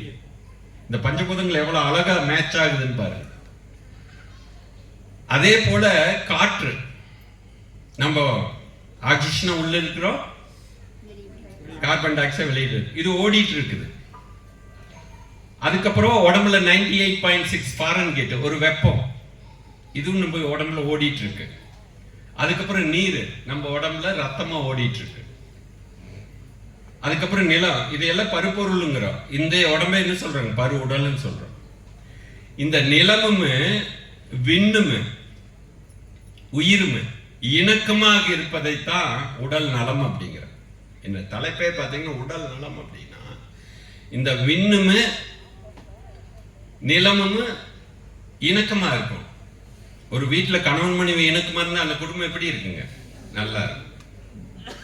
அப்ப இந்த 2 இணக்கமாக இருக்கணும்னா மீது 3 பூதங்கள் இருக்கு. நம்ம உடம்புல என்னவா இருக்குதுங்க? ரத்தமா, காற்றா, வெப்பமா எல்லாம் ஓடிட்டே இருக்குது. இது விஞ்ஞானத்துல நம்ம கிட்ட சொல்லுவாங்க. இந்த 3 ஓட்டத்தை மண்டலமாக கூட பிரிச்சிருப்பாங்க. ரத்த ஓட்ட மண்டலம், காற்றோட்ட மண்டலம், இதுக்கு 2க்குமே சப்போர்ட் பண்ணிட்டு இருக்குது வெப்ப ஓட்ட மண்டலம். அப்ப இந்த ரத்தம், காற்று, வெப்பம் எந்த அளவுக்கு சரியா ஓடிட்டு இருக்குதோ அந்த அளவுக்கு இந்த உடலுக்கும் உயிருக்கு இணக்கு இருக்கு. இதைத்தான் உடல் நலம். இந்த 3 ஓட்டத்துல எந்த பிரச்சனை வந்தாலும் சரி. இப்ப என் கையில வலியே இல்லைங்க, ஆனா இந்த இடத்துல நான் ஒரு அடி அடிக்கிறேன், எனக்கு வலிக்குது. அடிச்சதுன்னு வலிக்குதுன்னு சொல்றது குழந்தைங்க சொல்லும்.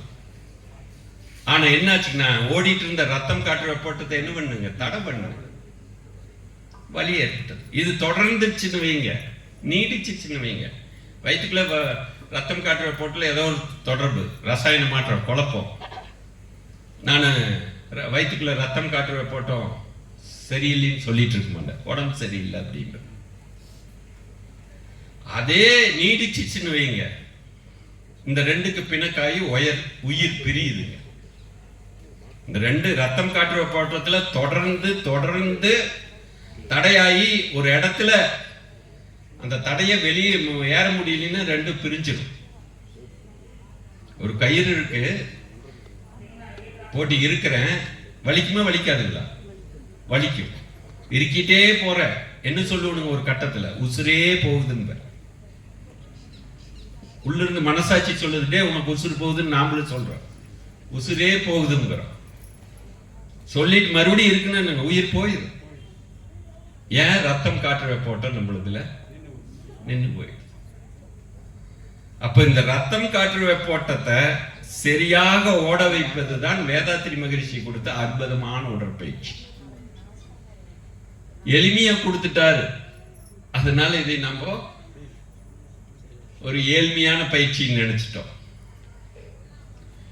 அவர் மிகப்பெரிய மருத்துவருங்க, சாதாரண மருத்துவர். உலக நாடெல்லாம் சுத்திட்டு வந்து எல்லா மருத்துவத்திலையும் அவரு, நான் MBBS மருத்துவர் சில, சித்தா, ஹோமியா, யுனானிக்கா, மாற்று மருத்துவம், மலர் மருத்துவம், ஹோமியா, இப்படி எல்லா மருத்துவத்திலையுமே நிபுணத்துவம் பெற்றவர். பல குருமார்கள் அவருக்கு கிடைச்சிருக்குதுங்க. அந்த அறிவை வச்சுதான் அவர் இந்த ரத்தம் காற்று வெப்போட்டத்தை எப்படி சரியா ஓட வைக்கலாம், எதனால இது தடையாயிட்டு இருக்குது, மக்கள் எதெல்லாம் அறியாமையினால இந்த பிரச்சனை வருது அப்படின்னு கூர்ந்து கவனித்து தான் அவர் கொடுத்த உடற்பயிற்சியில பாத்தீங்கன்னா வெறும் கைகால் அசைவு இருக்காது, அதுல வர்மக்கலை இருக்கும், பதஞ்சலி யோகத்தினுடைய ஆசனங்கள் இருக்கும், சாதாரண உடற்பயிற்சியும் இருக்கும், அக்குபஞ்சர் இருக்கும். இப்படி எல்லா பயிற்சிகளும் ஒன்றிணைச்சு அதை ஒரு சிஸ்டமா கொண்டு வந்து இருக்கிறார். இப்ப பாத்தீங்கன்னா, இப்போ எனக்கு ஒரு நினைவு வருதுங்க. நான் என் மிலிட்ரியில இருந்தங்காட்டி இந்தியில எனக்கு கிளாஸ் எடுக்க வரும். அதனால உலக சமுதாய சேவா சங்கத்திலிருந்து நார்த் இந்தியாவில்ங்க நைனிதால் அப்படிங்கிற ஒரு இடம், அங்க இருக்கக்கூடிய இது போல அமைப்புகள் எல்லாமே அவங்க பயிற்சிகளை வந்து, இப்ப ஜக்கி வாசுதேவ் இங்க வாழும் கலை பயிற்சி, இது நம்ம தமிழ்நாட்டில் இருக்கிற போல எல்லா நாடுகள்லயும் அங்கங்க சைனா, ஜப்பான், இப்படி பல நாடுகள்ல இருக்கக்கூடிய யோகா ஆசனங்கள் எல்லா ஆசிரியர்களும் அங்க ஒன்று கூடி அவங்க பயிற்சியில நடத்தி, அதுல எது பெஸ்ட் அதுல இருக்கிறது, அங்க இருக்கக்கூடிய ஒரு மிகப்பெரிய நிறுவனம் இதை ஏற்பாடு பண்ணி இருந்தது. அப்படி ஒரு வார கால 9 நாள் நாங்க போயிருந்தோம். எல்லாத்துக்கும் எல்லா பயிற்சியும் கத்துக்கலாம், நம்ம பயிற்சியும் நம்ம கத்துக்கலாம். அதுல 3 நடுவர்கள் இருந்தாங்க. ஒண்ணு நம்ம இந்தியா, இன்னொன்னு வந்து நார்வே நாட்டுக்காரங்க இருந்தாங்க, இன்னொன்னு US. 3 நடுவர்கள், சயின்டிஸ்ட், மருத்துவர், அப்புறம் அந்த சமுதாய அக்கறை கொண்ட சார் இவங்க. இதுல பாத்தீங்கன்னா நம்மளது ரொம்ப எளிமையா இருந்தது. அவங்க பேசுறது, நடை, உடை, அவங்க அந்த தோரணை அப்படியே போர்வி மாற போத்திட்டு அவங்க வந்து நாங்களும் பேன்னு அப்படித்தான் முடிச்சுட்டு நின்று இருந்தோம். ஆனா அந்த நடுவர்கள் எல்லாத்தையும் நல்லா வாட்ச் பண்ணாங்க. கடைசியில் அவங்க தேர்ந்தெடுத்தது பாத்தீங்கன்னா ஸ்கை யோகா தான் முதன்மையானது. முழு மருத்துவ முறை கொண்டு வந்த பயிற்சி இது. சாதாரண மனிதனால இந்த உடற்பயிற்சியை வடிவமைச்சிருக்க முடியாது, ஒரு மனிதன் மகானாத்தான் இருக்க முடியும் அப்படின்னு நம்மள பயிற்சியை தேர்ந்தெடுத்து முதல் பிரைஸ் கொடுத்தாங்க. இது எப்பன்னு பாத்தீங்கன்னா 2006 நடந்ததுங்க. நான் 2004 குருகுல கல்வியில் 6 மாசம் மகரிஷியினுடைய ஃபர்ஸ்ட் பேட்ச்ல ஃபர்ஸ்ட் மாணவனா இருந்து படிக்கிறப்போ தேர்ந்தெடுத்து என்னை அனுப்பிச்சாங்க. இப்படி இந்த உடலை மேல எனக்கே இவ்வளவு ஒரு விருப்பம் அப்படின்னு பாத்தீங்கன்னா, என்னை ராணுவ வீரர்னு சொன்னாங்க. பள்ளியில படிக்கிறப்ப பாத்தீங்கன்னா நான் ஒரு ஸ்போர்ட்ஸ்மேன். திருப்பூர் பிஷப் ஸ்கூல்ல தான் படித்தேன். கோல்டு மெடலிஸ்ட் தான். ஃபுட்பால் ஆகட்டும், கபடி ஆகட்டும், ரன்னிங் ஆகட்டும், எல்லாமே அதில். இதெல்லாம் எனக்கு எதுக்காக யூஸ் ஆச்சு அப்படின்னு பார்த்தீங்கன்னா, மிலிட்ரியில் ஈஸியாக போய் சேர்றேன். கண்ணன் பாருங்க, கரெக்டாக சொல்லிட்டு ஈஸியாக போய் சேர்ந்துட்டேன்.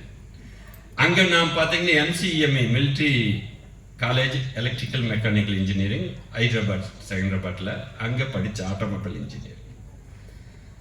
ஆனால் நான் ஸ்போர்ட்ஸில் இருக்கிற இன்ட்ரெஸ்ட்னா இல்லை, நான் இன்ஜினியரிங் வேலை எதுவும் பார்க்கல.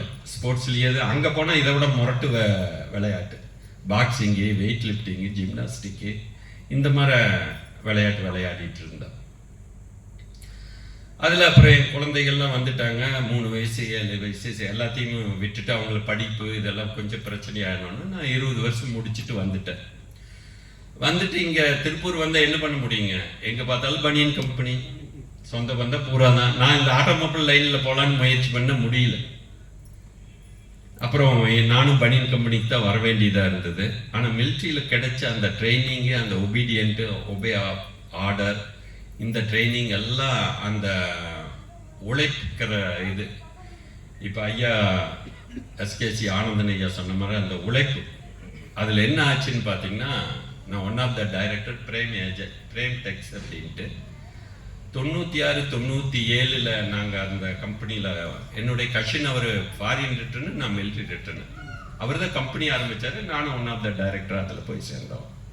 அப்போவே பார்த்தீங்கன்னா 97 98 22 கோடிக்கு மேலே டர்ன் ஓவர் வருடம் எங்ககிட்ட 1000 பேத்துக்கு மேலே வேலை செஞ்சுட்டு இருக்கிறாங்க. ஒரு பெரிய அளவில் பிஸ்னஸ் நல்லா போயிட்டுருக்கு. 99 எனக்கு ஹார்ட் அட்டாக் வருது. 39 வயசு தான். மிகப்பெரிய ஆச்சரியம். ஸ்போர்ட்ஸ் மேனு மிலிட்ரிக்கார எனக்கு எதுக்குடா இந்த ஹார்ட் அட்டாக். இதில் இன்னொரு தமாஸ் பார்த்தீங்கன்னா, நான் மிலிட்ரியிலேயே ட்ரிங்க்ஸ் பண்ணினதில்லை, ஸ்மோக்கும் பண்ணினதில்லை, வெஜிடேரியன். நான் எனக்கு வந்துருச்சு. என் ஃப்ரெண்ட்ஸ் சில பேர் இதை போட்டிருந்தானே இவனுக்கு ஒன்றும் வந்திருக்காதுடா அப்படின்ட்டு. ஆனா எனக்கு இதே ஐசியூவில் என்னடா ஒண்ணுமே பண்ணல, எனக்கேண்டா வந்தது அப்படின்னு ஒரு கேள்வி. பொழைப்புனே இல்லையா தெரியல. ஆனா டாக்டர்கிட்ட இதை கேட்டுட்டு தான் போகணும்னு அந்த ஐசியூவில் அதே இருக்கு. கரெக்டாக டாக்டர் ஐசியூ வார்டுக்கு வர்றாங்க. இந்த ஹார்ட் பேஷண்ட்டுகளுக்கெல்லாம் கால் நாடி பார்த்து தான் அவங்க செக் பண்ணுவாங்க. அந்த கால் நாடி பிடிச்சோன்னே ஒரு டாக்டர்னு அந்த உணர்வு வந்துடுச்சு. அவரை பார்க்குறேன். சார் அப்படிங்கிற என்னங்க அப்படிங்கிறாரு. Vijay heart foundation Chennai. அப்புறம் கேஎன் ரெட்டி டாக்டர். சார் நான் மிலிட்ரி சார், நான் கோல்டு மெடலிஸ்ட் சார், எனக்கு ஹார்ட் அட்டாக் சார் அப்படின்னு. மிலிட்ரியாக இருந்தேன்னா எதாவது இருந்தேன். அவர் அப்படியான்னு கேட்டு என்ன பண்ணிட்டு இருக்கிறீங்கன்னு. சார் நான் எக்ஸ்போர்ட் பண்ணிட்டு இருக்கேன் திருப்பூரில். அப்படியா, அது வேலை பலுவாக இருக்கும். உங்கள் வீட்டில் யாராச்சுக்கு இருந்ததா? ஆமாம் சார், 1 வருஷத்துக்கு முன்னாடி ஹார்ட் அட்டாக்ல எங்கள் அப்பா இறந்து போனார், அதுதான் வந்திருக்குது அப்படின்னா. செத்து போன எங்கள் அப்பா மேலே கோபம் வந்துருச்சு. அவர் எனக்கு கல்யாணம் பண்ணி வச்சுட்டு தான் சாவறாரு. நான் 7 வயசுலும் 4 வயசுலையும் குழந்தை விட்டுட்டு போகையில் ஒரே தேடல். எங்க அப்பானால எனக்கு இதுக்குப்பா ஆட்கள் வருமே வராதுங்களா? அது வரைக்கும் நம்ம இந்த உடம்பு சதை எலும்புகளை தான் நான் பார்த்தேன், உடல் அழக பார்த்தேன், உள்ள இருக்கிற கூடியதை எதையும் பார்க்கல. அதுக்கப்புறம் பணம் சம்பாதிக்கிறது எப்படின்னு பார்த்து அதுலேயும் வெற்றி பெற்றேன், விளையாட்டுலையும் வெற்றி பெற்றேன். ஆனா உள்ள இருக்கக்கூடிய விஷயம் வரல. அங்கதான் ஒரு நண்பர் கோயம்புத்தூர்ல இருந்து இந்த மனவளக்கலை பயிற்சி எடுத்த ரங்கநாதன் ஒரு நண்பர் வந்து மனவளக்கலை பாகம் 1ன்னு ஒரு புக்கை கொடுக்குறாரு. அவர் இந்த பயிற்சி எடுத்துங்காட்டி வந்து என்னை பார்க்க வந்துட்டு இந்த புக்கை படிட்டுப்பா. இப்பெல்லாம் ஹாஸ்பிட்டலுக்கு போனோம்னா ஒரே நாள் 2 நாள் ஆஞ்சியோ பண்ணிட்டு வந்துடலாம். அப்பெல்லாம் 5 நாள் 6 நாள் இருக்கணும். ஃபர்ஸ்ட் ஆஞ்சியோ அந்த டைம்ல தான் 99ல் வந்திருக்குது. நிறைய முன்ன வந்திருக்குது, மெயினா வர்றது அங்கதான். அப்ப அந்த புக்கை படிக்கிறப்ப தான் அட உடம்பு இருக்குது, உடம்பு வழிநடத்த மனம் இருக்குது, மனதுக்கு பின்னாண்ட உயிர் இருக்குது, இதெல்லாம் ஒண்ணுமே தெரியல. அப்போ உடம்புனா வெறும் இந்த சதை எலும்புகள் மட்டும் அல்ல, இதுக்குள்ள இருக்கக்கூடிய கல்லீரல், மண்ணீரல், கணையம், பித்தப்பை, சிறுகுடல், பெருங்குடல், இதயம், நுரையீரல், கண்ணு, காது, மூக்கு, வாய், இத்தனை புலன்கள், இத்தனை எந்திரியங்கள், இதுக்குள்ள இவ்வளவு பெரிய சர்க்கஸ் நடந்துட்டு இருக்குது அப்படிங்கிற ஒரு பெரிய ஆச்சரியம். அப்புறம் தான் செஞ்சது, சரி நம்ம தவறான ரூட்ல போயிட்டு இருக்கிறோம், நம்மளுக்கு வேணுங்கிறது கிடைச்சிருச்சு, இனி நம்ம ரூட்டை மாத்திரலாம். இந்த மன்ற திருப்பூர்ல இருக்குதான்னு பார்த்தா வந்து 1 மாசம் தொலாவணுங்க. கடைசியில் பார்த்தாலும் ரயில்வே ரோட்ல அண்ணனுக்கெல்லாம் சரி, சுப்பிரமணிய அண்ணனுக்கெல்லாம் வையாபுரியோடையாருன்ட்டு ஒரு குடிசையில அந்த பிரிஜுவே காலனியில் இருந்தது. அன்னைக்கு போனதுதானுங்க பயிற்சிக்கு. தொடர்ந்து செஞ்சேன், உடற்பயிற்சி எல்லாம் செஞ்சேன். நண்பர்கள் என்ன அது சொந்த ஊருங்கிறங்காட்டி பெரிய எங்களுடைய ஒர்க்கிங் குரூப் இருக்கிறதுனால இப்போ பார்த்தீங்கன்னா 23 அறக்கட்டளை, 12 அறிவு திருக்கோயில், இதெல்லாம் பெரிய அளவில் நல்ல வளர்ச்சிங்க. இப்போ நண்பர் கூட சொன்னார், திருப்பூர் தான் முதலுங்களா அப்படின்னாரு. நல்ல நண்பர்கள் கிடைச்சோன்னே அந்த இதுக்கு அத்தனைக்கு காரணம் இந்த உடலை பற்றி நல்லா தெரிஞ்சுக்கிட்டதான். அப்போ இங்க இருக்கு அப்பெல்லாம் பெருந்துறை எல்லாம் நல்ல வளர்ச்சி. ஏன்னா ஈரோடு மாவட்டத்தில் தலைவர் எஸ்கேம் இருக்கிறதுனால பெரிய வளர்ச்சி. அங்க பேராசிரியர்கள் எல்லாம் இருக்க மாட்டாங்க. நாங்க ஈரோடு பரமசிவம் ஐயா, கோயம்புத்தூர் வேல சுப்பையா, இந்த மாதிரி பெருந்துறை சுப்பிரமணியன், இந்த மாதிரி பெரிய ஆசிரியர்களை கூப்பிட்டு நாங்க வளர்ந்துட்டு இருந்தோம். அல்ல நல்ல நண்பர்கள் வட்டம் கிடைச்சன்னு தெரிஞ்சது. அப்போ உள்ளம் பெருங்கோயில் ஊனுடம்பு ஆலயம் வள்ளல் பிரானுக்கு வாய் கோபுர வாசம் தெல்ல தெளிந்தாருக்கு சிவன் சிவலிங்கம் கலர்புணர்ந்து காணா மணிவிளக்கு அப்படின்னு அந்த ஒரு இறைவனோட இந்த உடம்பை பொருத்தி, இந்த உடம்பு தான் அந்த அற்புதமான கோயில். நீங்க பெரிய பெரிய கோயில்ல பார்த்தீங்கன்னா நம்ம உடம்பு வச்சுட்டு வரைபடத்திலேயே போட்டிருப்பாங்க. அதுக்கப்புறம் தான் இந்த உடம்பினுடைய மகிமை தெரிஞ்சது.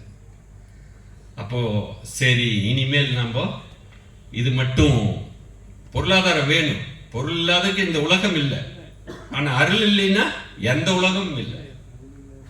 அப்ப அருள் எப்படி பெறதுங்க? அதே மகிழ்ச்சி எளிமையா சொல்றாரு, 4 பேத்துக்கு உதவி செய்யறது அருள். அதுதான் புண்ணியம் தான் அருள். நீங்க எவ்வளவுதான் பணம் காசு வச்சிருந்தாலும் அதை அனுபவிக்கணும்னா அருள் வேணும். புண்ணியம் செஞ்சா மட்டும்தான் அதை அனுபவிக்க முடியும். இப்ப நம்ம தலைவர் பண்ணிட்டு இருக்கிறாரு, அந்த மாதிரி ஏதாவது அவங்களுக்கு என்ன முடியுதோ பண்ணிட்டு இருக்கோம். மனவளக்கலை அன்பர்கள் நாமெல்லாம் நிறைய புண்ணியம் பண்ணிட்டு இருக்கிறோம். இப்ப இங்க தொகுத்து வளர்ந்துட்டு இருக்கிறவங்க சொல்றாங்க, இது மொத்தமாவே நன்கொடையாளர்கள்னாலதான் இந்த நிகழ்வு நடந்துட்டு இருக்குது அப்படின்னு. பெரிய மகிழ்ச்சிங்க. நான் ஆச்சரியப்பட்டுட்டேன். உண்மையிலையும் நாங்களும் உலக அமைதி வார விழா நடத்திட்டு இருக்கிறோம். உலக அமைதி வார விழா திருப்பூர்ல தான் முதல்ல ஆரம்பிச்சதுங்க. எனக்கு தெரிஞ்சு தமிழ்நாட்டுல பெரிய அளவில் வேற எங்கேயும் நடக்கல, திருப்பூர்ல நடந்துட்டு இருக்குது. ஈரோட்லயுமே எனக்கு தெரிஞ்சு இந்த ஒரு அறக்கட்டளையில் தான் நடக்கும்னு நினைக்கிறேன். வேல்மணி என்ன சுப்பிரமணியன்னு ஈரோடு மண்டலத்துக்குள்ள இருந்தாலும் திருப்பூரத்தை ஃபாலோ பண்ணிட்டு இருக்கிறாங்க. ஏன்னா இது பக்கத்தில் இருக்கிறதுனால அந்த இது இருக்கு. நான் ஒரு சாதாரண சொற்பொழிவுன்னு தான் நினைச்சேன், ஆனா இங்க ஆண்டு விழாவார மாநாடு போல நடத்திட்டு இருக்காங்க. மிகப்பெரிய சந்தோஷம். நிர்வாகிகளுக்கு திருப்பூர் மனவளக்கலை மன்ற அறக்கட்டளையின் சார்பாக அந்த நிர்வாகிகளுக்கும் அருள் தொண்டர்களுக்கு ஆசிரியர் பெருமக்களுக்கும் மனப்பூர்வமான வாழ்த்துக்கள். வாழ்க வளமுடன். வாழ்த்துக்கள். இப்படி இந்த உடலை பத்தி எல்லாம் நம்ம உடல்னா இந்த பஞ்சபூதங்கள் கூட்டு, அதுல ரத்தம் காற்று வெப்போட்ட நல்லா ஓடணும். அதற்கு தகுந்த பயிற்சிகளை நம்ம செய்வதற்கான பயிற்சியை மகிழ்ச்சி நம்ம கிட்ட எளிமையான முறையில கொடுத்திருக்கிறதுனால இதைய நீங்க ஏழ்மையான பயிற்சின்னு விட்டுட வேண்டாம்.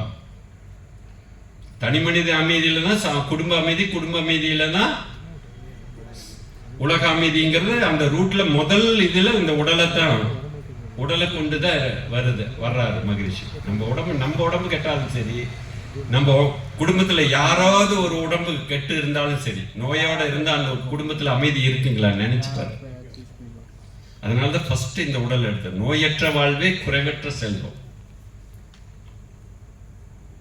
உடம்பார் அழியில் உயிரார் அழிவார், திடம்பட மெஞ்ஞானமும் சேர மாட்டார். நம்ம வந்த நோக்கம் என்னங்க? இறைநிலை அடையணும், முழுமை பெறணும், மெஞ்ஞானம் சேரணும். இந்த உடம்பார் அழியில் நம்ம இந்த உடம்பை அழிச்சதுன்னு உயிரும் அழிஞ்சு போயிரு. திடம்பட மெஞ்ஞானம் சேர மாட்டார். உடம்பை வளர்க்கும் உபாயம் அறிந்தேன், உடம்பை வளர்த்தேனே பட்டினித்தார் பாடுறார். அப்போ மகரிஷிகிட்ட வந்தாச்சு, அப்போ உடற்பயிற்சின்னு தெரிஞ்சாச்சு, இதுதான் வாழ்க்கையினுடைய முக்கியம்னு தெரிஞ்சாச்சு. நீங்க ஒரு நிமிஷம் யோசனை பண்ணி பாருங்க. நம்ம வீட்டுல பாத்தீங்கன்னா பயன்படாத இருக்கு பொருட்கள். பரமசிவமன்னா வீட்டுல பயன்படாம இருக்கிற பொருள் என்னன்னு சொல்லுவோம்? நம்ம பயன்படாம இருக்குது இல்லைங்க, அந்த பொருள் எல்லாம் என்னன்னு சொல்லுவோம்? ஆங்கிலத்துல குப்பைம்பா, தமிழ்ல வேஸ்ட்டும்பா. அப்படித்தானே பரமசிவன் ஆமாங்கிற மாறி போச்சு. ஆங்கிலம் எது தமிழ் எதுன்னு மாறி போச்சு. வேஸ்ட் பயன்படாததுன்னா அது வேஸ்ட் தான், குப்பை தான். நாம உடம்பு சரியில்லாம வீட்டுக்கு யாருக்கும் பயன்படாம இருந்தா நாம என்ன ஆகிறோம்? யோசனை பண்ணிப்பாரு. அதனாலதான் கடைசியில் என்ன பண்றாங்க? கட்டுத்தாரி கொண்டு போயிடுறாங்க. அப்படித்தானுங்கக்கா? உடல்ல உயிர் இருக்கிற வரைக்கும் ஆரோக்கியமா இருக்கணும். எத்தனையோ பேர் நாம் பார்த்திருக்கிறோம். விரும்பி தன்னுடைய உயிரை பிரிக்கிறவங்களை எல்லாம் நாங்க பார்த்திருக்கிறோம். அவங்களுக்கு மணிமண்டபம் எல்லாம் காட்டியிருக்கிறோம். ஆனா எத்தனை பேர் அழுகியும் இருந்துட்டு இருக்கிறாங்க. உடல்ல நோய், உள்ளத்துல கலங்க. இதுதான் நாம பாவிங்கிறதுக்கு அடையாளமே இதுதான். கொஞ்சம் கடுமையான வார்த்தை தான் நான் சொல்றேன், ஆழமா உங்களுக்கு புரிஞ்சுக்கோன்னு. யாருக்கெல்லாம் இப்ப நானும் நோயாளி தான், நானும் ஒரு பாவி தான். ஏன் பாவி ஆன அப்படிங்கிறது நான் கடைசியில உங்களுக்கு இன்சல்ட் சொல்றேன். ஏன்னா இந்த உடம்ப கெடுத்திருக்கிறேன். இந்த உடம்பு எனக்காக, என்னுடைய பரமாத்மாவினுடைய பயணத்துக்காக வந்த உடம்பை நான் கெடுத்திருக்கிறேன். இதை பராமரிக்கல. எந்த உடம்பை கொண்டு உலக இன்ப துன்பங்களை அனுபவிச்சு இறையை நோக்கி நான் போகணுமோ அந்த உடம்பை நான் கண்டுக்காம, இதை மதிக்காம, இதை மரியாதை செலுத்தாம, பராமரிக்காம நான் இருக்கிறேன்னா இந்த உடம்புக்கு நான் பாவம் செஞ்சிருக்கிறேன்.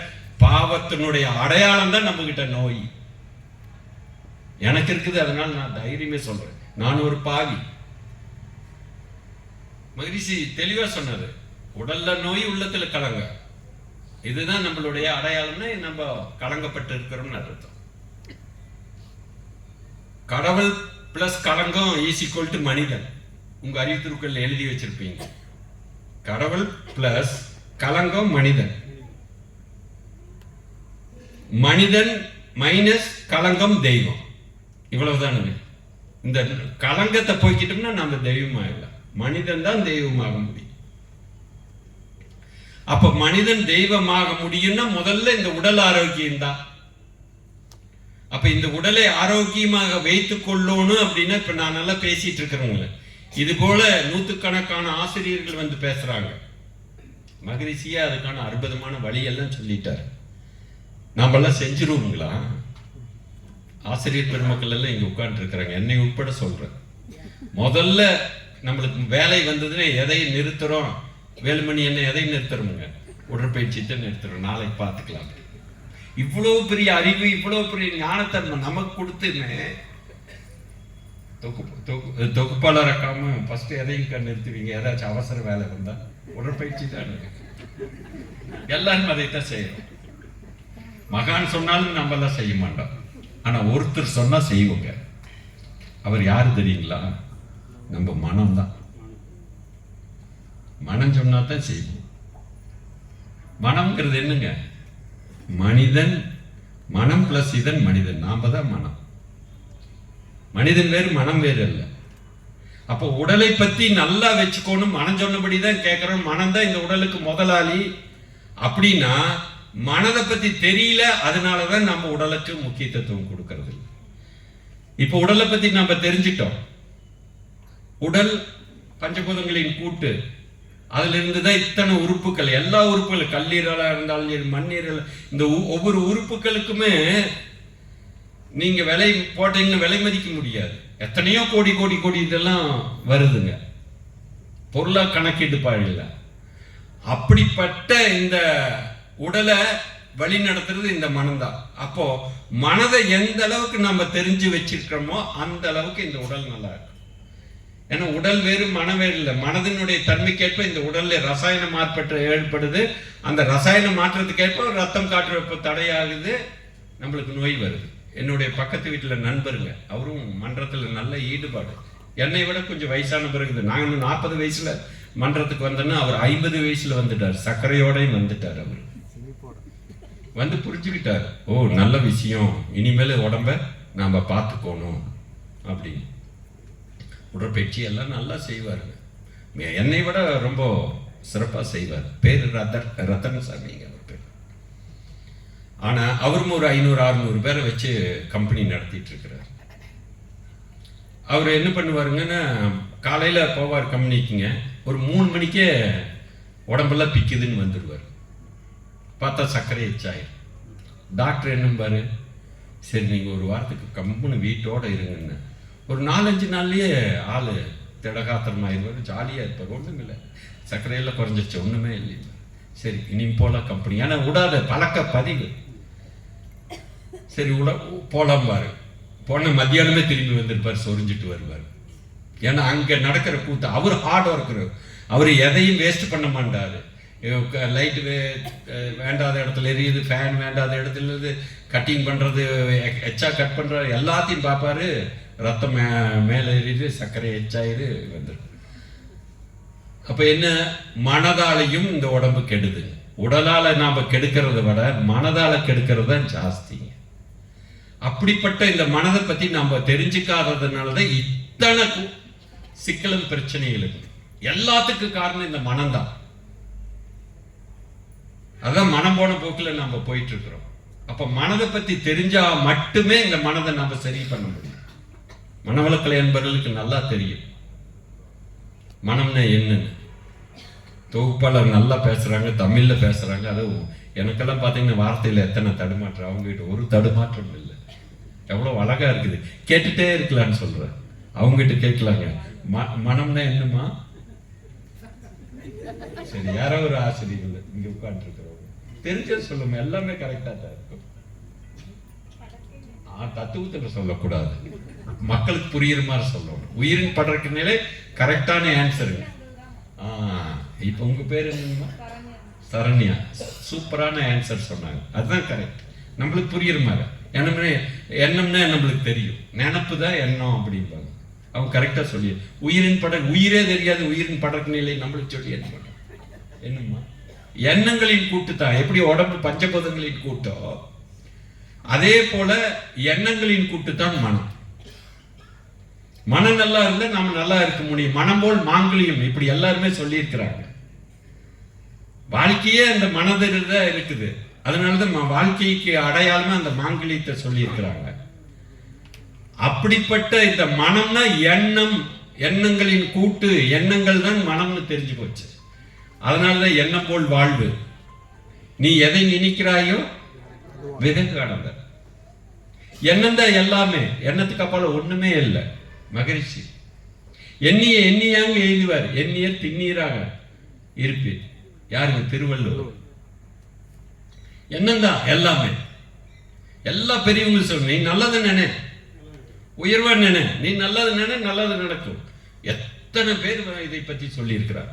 அத்தனை காரணம் என்னதான் அப்படி. ஆனா அந்த இன்னும் கூட நம்ம புலங்குற வார்த்தையில குடும்பத்தில எல்லாம் சொல்லுவாங்க, நினைப்பு தானுங்க கெடுக்குது இல்லை கொடுக்குதுங்கண்ணா. நம்மளாட்ட பெரியவங்க இங்க வரோன்னு நினைச்சீங்க இல்லைங்கண்ணா, ஒரு பொழப்பு கொடுத்துருச்சு இல்லைங்கண்ணா, எல்லாரும் வந்துட்டோம் இல்லைங்க. கொடுக்குது.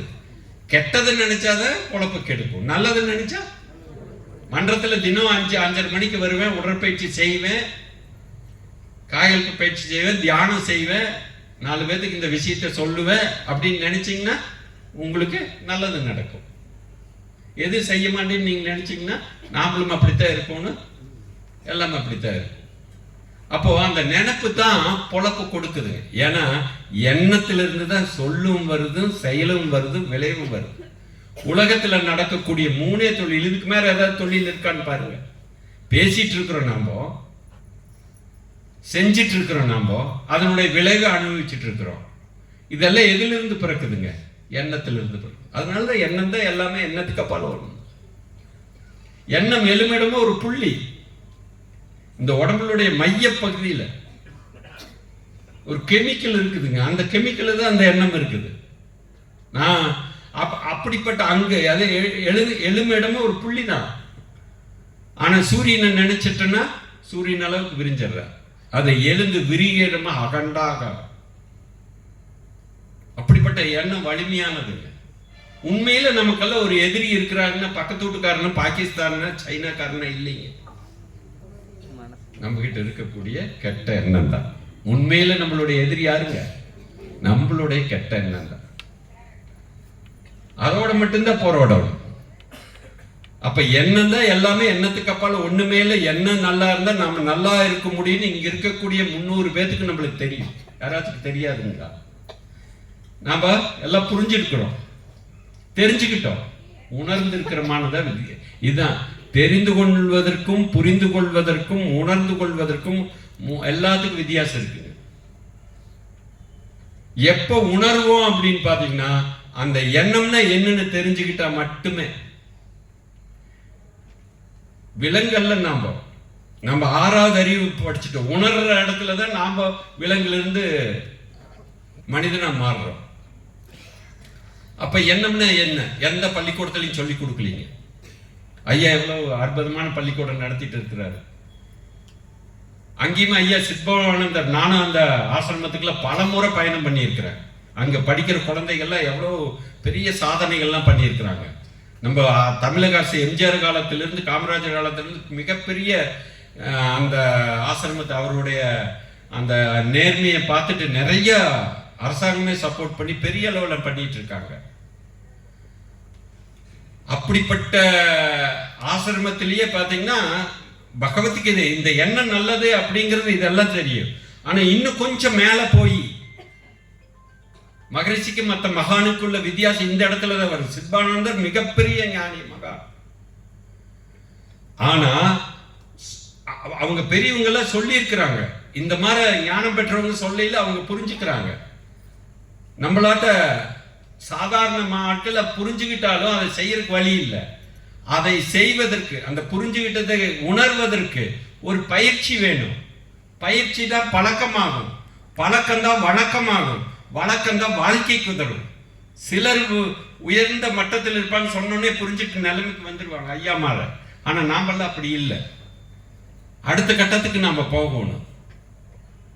அப்போ இந்த எண்ணம்னா என்ன அப்படின்னு பார்த்தீங்கன்னா எங்கேயுமே விட பெரிய கேம்பிரிட்ஜோ ஆக்ஸ்போர்ட் யூனிவர்சிட்டிலேயோ உங்களுக்கு எங்க போய் இந்த எண்ணம்னா என்னன்னு கேட்டு பாருங்க, சொல்ல முடியாது. இங்க யாராவது சொல்ல முடியுங்களா எண்ணம்னா என்னன்னு? மறுபடியும் சரணியாகிட்டே போலாங்களா? சொல்லுமா என்ன? முதல்ல தலையாட்டிட்டாங்க, இருந்தாலும் சொல்றதுக்கு முயற்சி பண்றாங்க. சொல்லுமா? நான் படிச்சுட்டு இருக்கிற எண்ணெய் விட்டுருங்க சாருங்கிறாங்க. ஒண்ணுமே இல்லைங்க. நாம 6வது அறிவு சிந்திக்கூடிய அறிவுதான் நம்பிட்டு இருக்குது. கொஞ்சம் கேள்வியை மாத்தி போடுங்க, உங்களுக்கு பதில் கிடைச்சிடும். என்னம்னா என்னங்க, அது எங்கிருந்து வருது, எப்படி வருது, எவ்வளவு காலமாச்சு, இந்த மாதிரி அப்படியே சிந்தி. நாம தான் விலங்கல்ல, பிறந்து வளர்ந்து செத்து போற கல்ல நாமெல்லாம் சிந்திக்கிறதுக்காக வந்தவங்க. அப்ப எண்ணம்னா என்ன அப்படின்னு நம்ம அந்த சிந்தனைக்கு எடுத்துட்டோம்னா அதுக்கு பதில் கிடைக்கலாம். அடுத்தது இது எங்கிருந்து வருதுன்னு கேட்டா எல்லாரும் பதில் சொல்லுவோம். சொல்லுங்க, எங்கிருந்து வருது எண்ணம் எல்லாம்? பாருங்க, மனசுக்குள்ள இருந்து பாருங்க. வீட்டுக்குள்ளதான் இருக்கிறாங்க, ஆனா எவ்வளவு பெரிய பதில் சொல்றாங்க. மனசுக்குள்ள இருந்து வருதுங்களாமா? மனசுக்குள்ள இருக்கணும்னா வெளியில இருந்து போயிருக்கணும்ல. அப்ப வெளியில இருந்து போயிருக்கணும்னா வெளியில இருந்து நல்லது போனா தானே வர்றது என்ன நல்லதா இருக்கு. இப்ப இந்த பாட்டில்ல நல்ல தண்ணி உள்ள போயிருக்குது, நான் குடிச்சுன்னா இது நல்ல தண்ணி குடிக்கிறேன். அப்ப வெளியிலிருந்து உள்ள போனாதான் நல்லது, போனாதான் உள்ள இருந்து நல்ல எண்ணம் வரும். நம்மளுக்கு சொல்லுவாங்க நல்லது என்ன, நல்லது நடக்கும். இது நம்ம கையில் இருக்குதுன்னா இல்லை. ஏக்கா யாராவது கையில் வச்சிருக்கிறீங்க நல்ல நம்ம அது பாட்டுக்கு வருது, அது பாட்டுக்கு போயிட்டு இருக்குது. குழந்தை கொஞ்சம் அறிவுள்ள குழந்தை கேட்கு நல்லது நினைக்க, எப்படி நினைக்கன்னு சொல்லு அப்படின்னு நான் நினைக்கிறேன்னா நாம உனக்கு குறும்புடா, உங்க கூட பேச முடியாதுன்னு போய். ஆனா இப்ப தெரிஞ்சிட்டோம் உள்ள எது போச்சா அதுதான். அப்ப உள்ள எப்படி போச்சு? 6வது அறிவு மனுஷன் சிந்திக்கிறான், நாம எல்லாம் சிந்திக்கிறோம். நம்ம எதை பார்த்தோமோ, எதை கேட்டோமோ, எதை சுவைத்தோமோ, இந்த 5 புலன்கள் மூலியமா நாம எதை பார்த்து கேட்டு ரசித்து உணர்ந்ததை இந்த 5 பஞ்சபுலன்கள் மூலமாக அதுதான் இந்த உயிர்ல போகுது. இப்ப இங்க நீங்க 200-300 பேர் உட்கார்ந்து இருக்கிறீங்க. அற்புதமான கேமராங்கன்ற கேமரா. நான் எதை அட்ஜஸ்ட்மெண்ட் எல்லாம் பண்ணவே வேண்டியது இல்லை, அப்படியே உங்களை பிடிச்சிட்ட போட்டோவில். இந்த 300 பேர்த்தையும் நான் போட்டோம், அல்லாத முகம் கண்ணு அத்தனை பேர்த்தையும் இது தெரியுது, அத்தனையும் பிடிச்சிட்டேன். நீங்களே என் கண்ணுக்குள்ள பாத்தீங்கன்னா நீங்க எல்லாம் உட்கார்ந்து இருக்கிறீங்க, தெரியுதுங்களா? இது கம்மியா இருக்குதுங்க. அப்படியே கொண்டு போகுது மூளையில. உடம்புல உயிர்னு ஒண்ணு இருக்குது பாருங்க. உயிர்னா இயக்கம்தான். விண்ணுங்கிறது உயிர், அது விண்ணுன்னு இயங்கிட்டே இருக்கு, அது விண் அப்படின்ட்டு இருக்கும். அது இயங்கிட்டே இருக்குதுங்க. அந்த இயங்கிட்டே இருக்கிறதுனால எது சுத்துச்சோ அது எதையுமே ஈர்த்து மையத்துக்கு கொண்டு போகும். அதுதான் அதனுடைய இயல்பு. இப்ப இந்த கண்ணுக்குள்ள போனது மூளைக்கு போயிடுது, உடம்பு முழுது உயிர் சுத்திட்டு இருக்குது. அந்த சுத்தினுடைய இயக்கத்தினுடைய நிலை என்ன ஆகுது அப்படின்னு பாத்தீங்கன்னா அந்த மையத்துல போய் நின்று உடம்புடைய மையம் சொன்ன பாத்தீங்கன்னா இந்த முதுகுந்தண்டினுடைய அடிபாகம் நுனி, அந்த இடத்துல மூலாதாரம். கடவுள் எங்க இருக்கிற மூலஸ்தானில் இருக்கிற கோயில்ல. அதுபோல நான் பார்த்தது கேட்டது எல்லாமே உடம்பூரா பதிவானாலும் அங்க கோயில்ல எப்படி மூலஸ்தானம் அதே மாதிரி உடம்புக்குள்ள மூலாதாரம் அப்படிம்பா, அங்க கருமையம் அப்படிம்பா. அதை கருவறைம்பாங்க, நம்ம கருமையங்கிற மகரிஷி. இது விஞ்ஞானபூர்வமான பேரு. அப்போ எண்ணம் எல்லாம் எங்கிருந்து வருதுங்க? கருவறையிலிருந்து தான் வருது, அதாவது கருமையத்திலிருந்து தான் வருது. அதான் புள்ளி.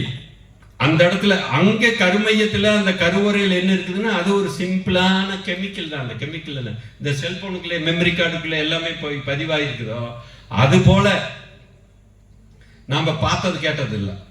அதுக்கு முன்ன இப்போ நான் அந்த டாக்டர் கிட்ட சொன்னல எங்க அப்பானால இது வந்ததுன்னு, இங்கதான் அதுக்கும் விட கிடைச்சிருச்சு. அதையும் நான் உங்ககிட்ட சொல்றேங்க. ஏன்னா கடைசியில் முடிஞ்ச பிறகு எனக்கு அப்புறம் ஹாஸ்பிட்டல் என்ன ஆச்சுன்ட்டு வருவாங்க. எனக்கு நான் சப்ஜெக்ட் பேசல என் கதையை விட்டுட்டு போயிடுவேன். ஆனா நம்பாளுக்கு கதையை சப்ஜெக்ட் எல்லாம் வேண்டாம், தத்துவம் எல்லாம் வேண்டாம், உங்க கதை தான் எங்களுக்கு வேணும்ட்டு வருவாங்க. அதனால நான் இப்ப என்ற கதையும் சொல்ல ஆரம்பிச்சுட்டேன். அந்த ஹாஸ்பிட்டல் இருக்கிறப்ப என் நண்பர் கொடுத்தாரு இல்லைங்க, அந்த புக்கில் தந்தைதாய் ஈருயிர் ஒன்று சேர்ந்து தலைத்தோர் உடலாய் இவ்வுலகில் வந்தோம். தந்தைதாய் ஈருயிர் ஒன்று சேர்ந்து தலைத்தோர் உடலாய் இவ்வுலகில் வந்தோம். அப்பாவுடைய சுக்லமும் அம்மாவுடைய சுரநீதமும் அது ரெண்டுமே கழிவு தானே. அது ஒரு பெரிய விஷயமா எடுக்க வேண்டாம். இந்த கழிவுனாலதான் இந்த உடம்பு விழுந்தது. அது மட்டுமா, அந்த ஈருயிர்கள் செய்த வினைகள், பார்த்தது கேட்டது செஞ்சது பிடிச்சது அடிச்சது உதைச்சது கெடுத்தது நல்லது பண்ணுது அத்தனையும் இந்த அவங்க உடம்புக்குள்ள பதிவாகி அந்த உள்ள இருக்குது பாருங்க, அந்த சுக்லம் சுரணித விந்துக்குள்ள பதிவாகி அதுதான் நானா வந்திருக்கிறேன்.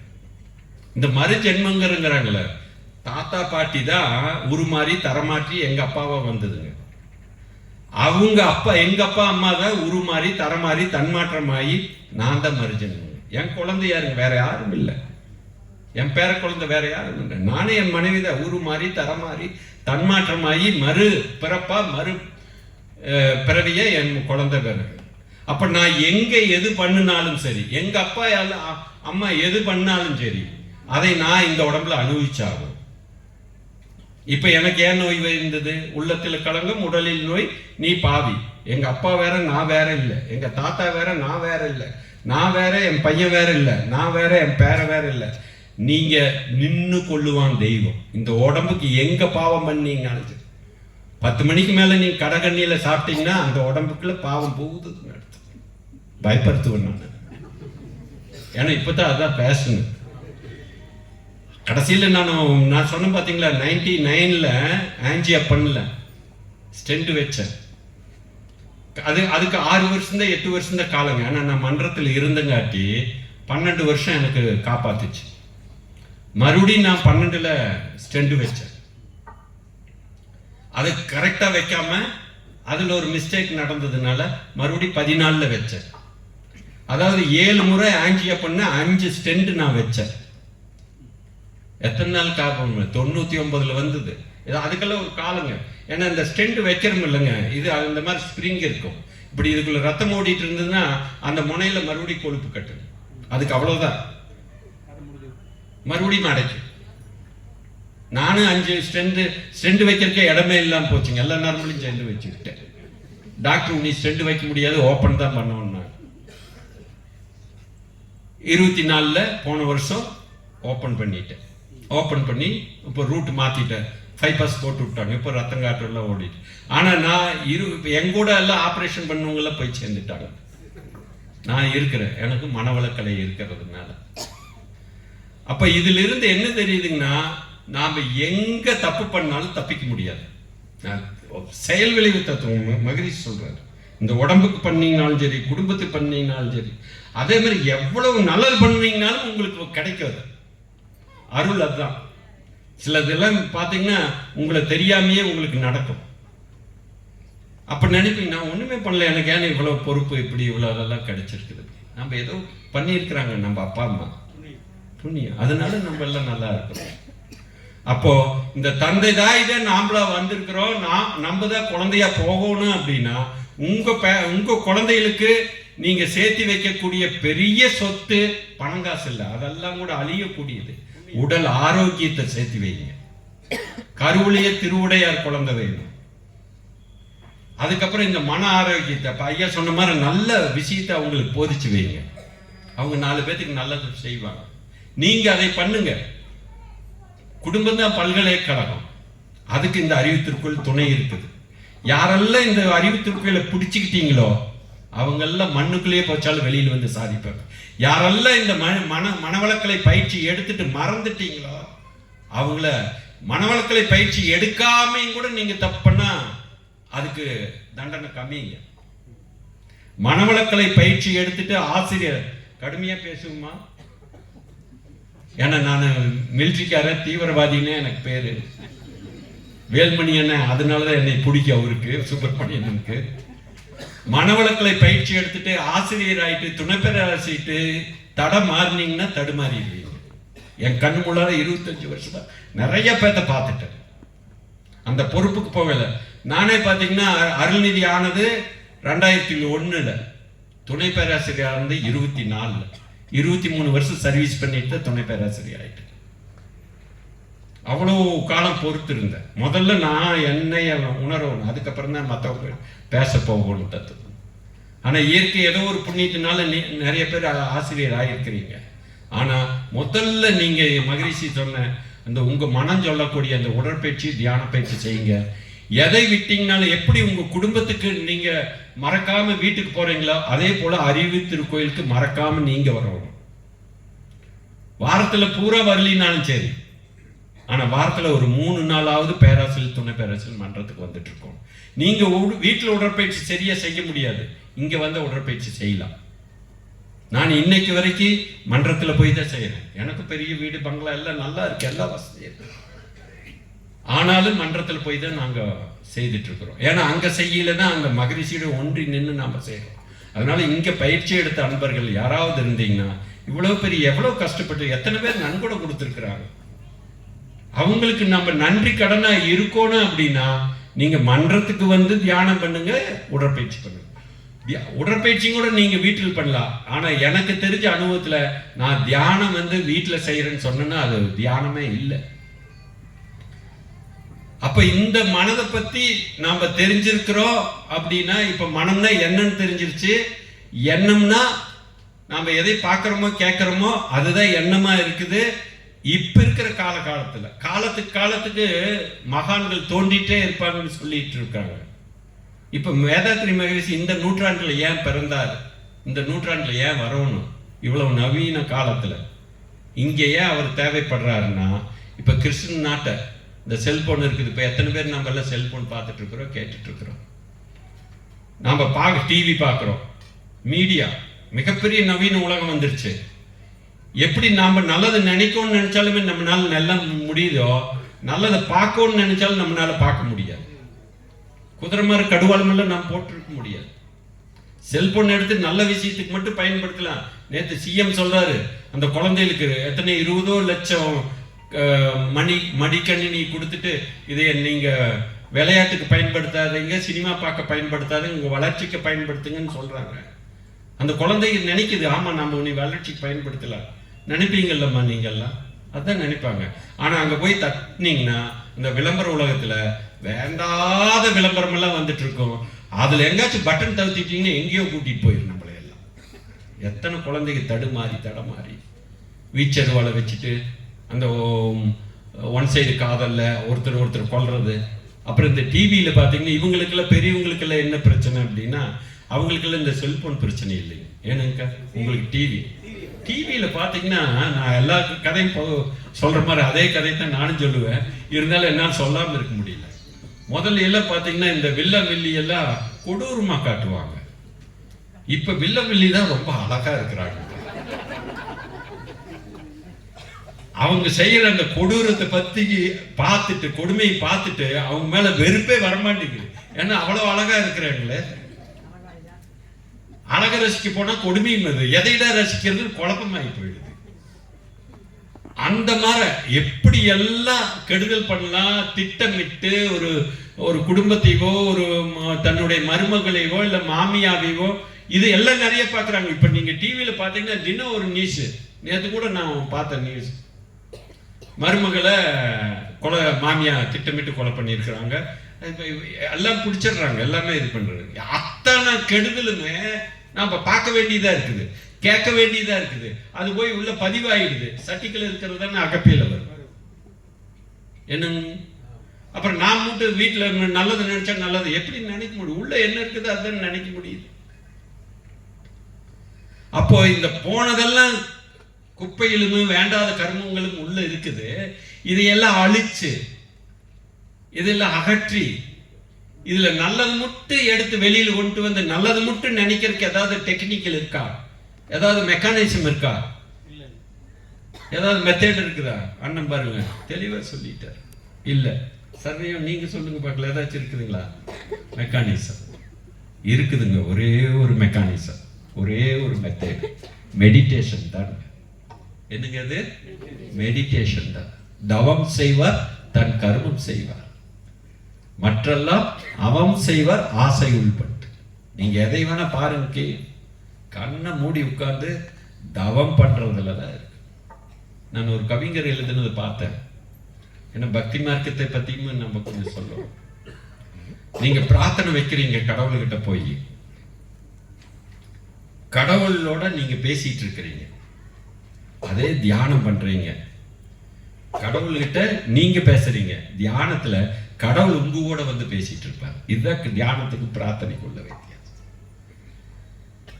பிரார்த்தனையில உங்க குரலை கேட்பீங்க, தியானத்துல நம்ம குரலை கேட்போம்.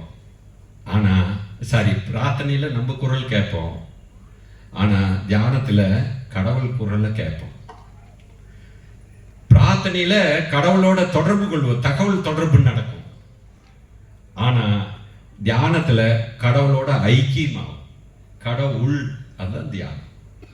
யாரெல்லாம் தியானம் பண்றோமோ அவங்கெல்லாம் பாத்தீங்கன்னா அந்த இறைநிலையோட இறைவனோட தொடர்புல வைக்கிறாங்க. அவங்கதான் இறைவனோட தொடர்பு வைக்கிறாங்க. இது விஞ்ஞான பூர்வமா மகரிஷி ஜீவகாந்தம் வான்காத்த சயின்டிபிக்ல நிறைய ப்ரூவ் பண்ணி இருக்கிறாரு. நாம ஒரு நிமிஷம் உட்கார்ந்து தியானம் பண்ணி பார்க்கலாங்களா? என்ன நடக்குதுன்னு ஒரு தமாஸ் பண்ணி பார்க்கலாங்களா? ஏன்னா தியானங்கிறது தமாஸ் மாதிரிதான். எல்லாரும் நிமிர்ந்து உட்காந்துக்குங்க, கைகளை கோத்துக்குங்க, கண்களை மூடிக்குங்க. நல்ல 2 மூச்சு எடுத்து விடுங்க. யார் வேணா செய்யலாம், புது அன்பர்கள் செய்யலாம். ஒரே ஒரு செய்ய வேண்டியது, உங்க கண்களை மூடி கைகளை கோத்து நிமிர்ந்து உட்காரணும். தலை கழுத்து முதுகு தண்டு ஸ்ட்ரெயிட்டா இருக்கும். நல்லா உட்காந்துக்குங்க. நல்லா 2-3 மூச்சு எடுத்து விடுங்க.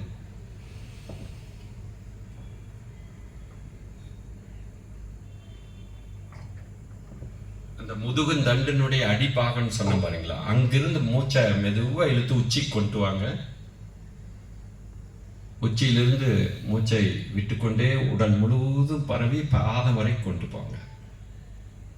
அப்படியே பாதத்திலிருந்து மூச்சை இழுத்துட்டே உச்சிக்கு போங்க. உச்சியிலிருந்து உடல் முழுவதும் பரவிடுங்க. உங்க சொந்த நேரத்துல மெதுவா இழுங்க. விடுற மூச்சை அதை விட 8 அங்குலத்துக்கு இழுக்கிறீங்கன்னா விடுறது 12 அங்குலத்துக்கு விடுங்க.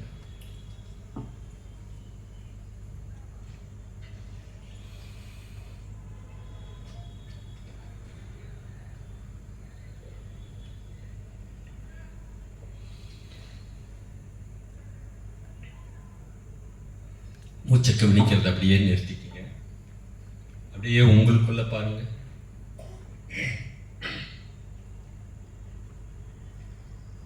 அப்படியே உங்களுக்குள்ள பாருங்க.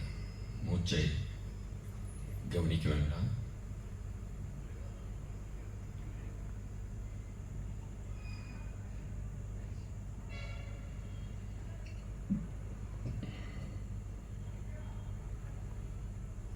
வளமுடன்.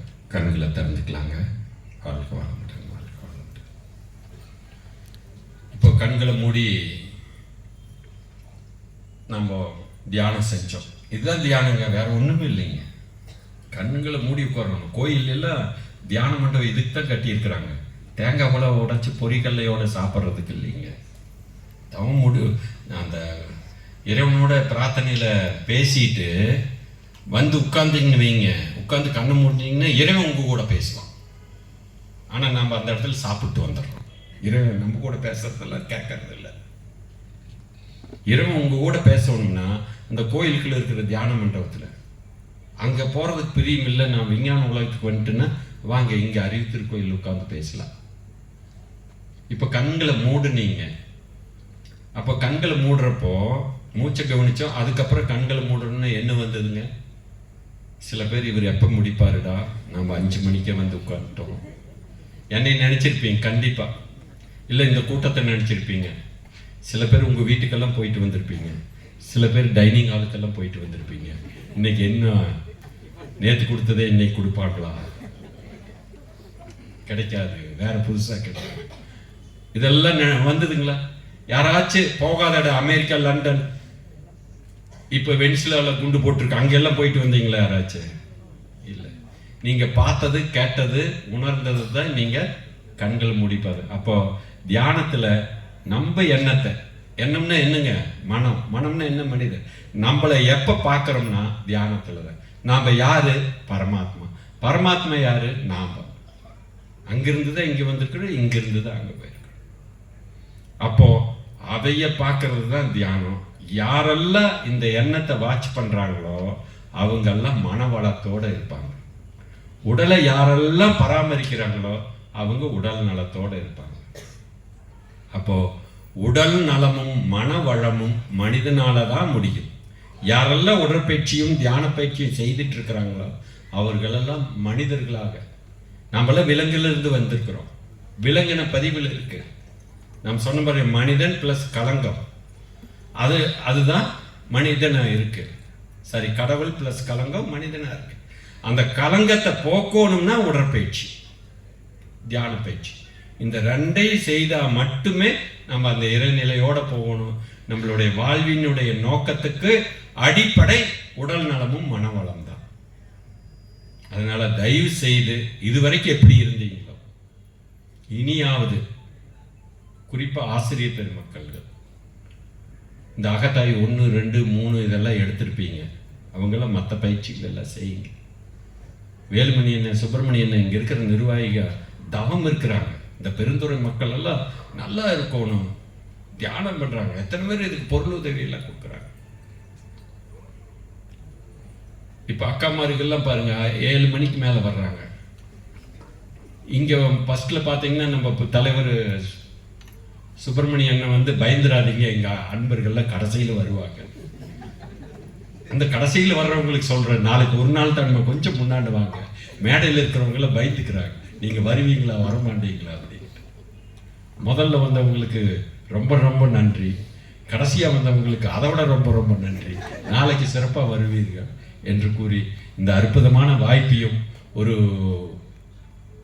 உலகமதிய வார விழாவை ஒரு மாநாடு போல நடத்திய நிர்வாகிகளுக்கும் அருள் தொண்டர்களுக்கும் ஆசிரியர் பெருமக்களுக்கும் எனது பணிவான வணக்கத்தையும் பாராட்டுகளையும் நன்றிகளையும் கூறி, ஏதாவது கடுமையான வார்த்தைகள் சொல்லியிருந்தால் அதை என்னதோடு இருக்கட்டும். சங்கத்துக்குமோ அல்லது குருவுக்குமோ அல்ல, அது என்னுடைய அந்த இராணுவத்தினுடைய பழக்கத்தில் இந்த மாதிரி நான் பேசியிருப்பேன். அதை பெருசாக எடுத்துக்காம நான் சொல்கிற நல்ல விஷயத்தை மட்டும் நீங்கள் எடுத்துக்கிட்டு நீங்களும் நல்லா இருக்கணும். உங்கள் அன்பு குடும்பமும் நல்ல உடல் நலம், நீல் ஆயுள், நிறை செல்வம், உயர் புகழ், விஞ்ஞானம் பெற்று சிறந்தோங்கி வாழ எல்லாம் வல்ல இறைநிலையோடு நின்று குருவின் அருளாசியோடு வாழ்த்தி மகிழ்கிறேன். வாழ்க வளமுடன்.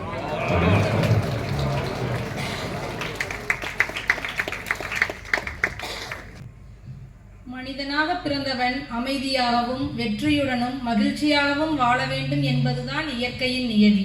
அதற்கேற்ற அமைப்பும் வளங்களும் இயற்கையிலேயே அமைந்துள்ளன. தான், சமுதாயம், இயற்கை என்ற 3 இணைப்பில்தான் மனித வாழ்க்கை நடைபெறுகிறது. அணு முதல் அண்டம் வரையில் உள்ள பிரபஞ்சமாகவும் ஓரறிவு முதல் 6 அறிவு வரை உள்ள உயிரினங்களாகவும் மலர்ச்சியடைந்துள்ளது. உண்மையில் இயற்கையில் எந்த ஒரு குறையுமே இல்லை. அப்படி இருந்தும் இன்று தனி மனிதனின் வாழ்விலும் சமுதாயத்திலும் வாழ்க்கை சிக்கல்கள் பெருகிக் கொண்டேதான் இருக்கின்றன. அதற்கு காரணம் முப்பிறவி முதல் இன்று வரை சேர்த்து வைத்துள்ள வினைப்பயன் என்கின்றனர் மகான்கள். வினைப்பயனே தேகம் கண்டாய் என்பது பட்டினத்தாரின் வாக்கு. வினைப்பதிவுகளை போக்கிக் கொள்வதற்காகவே உயிர் உடலை எடுத்துள்ளது.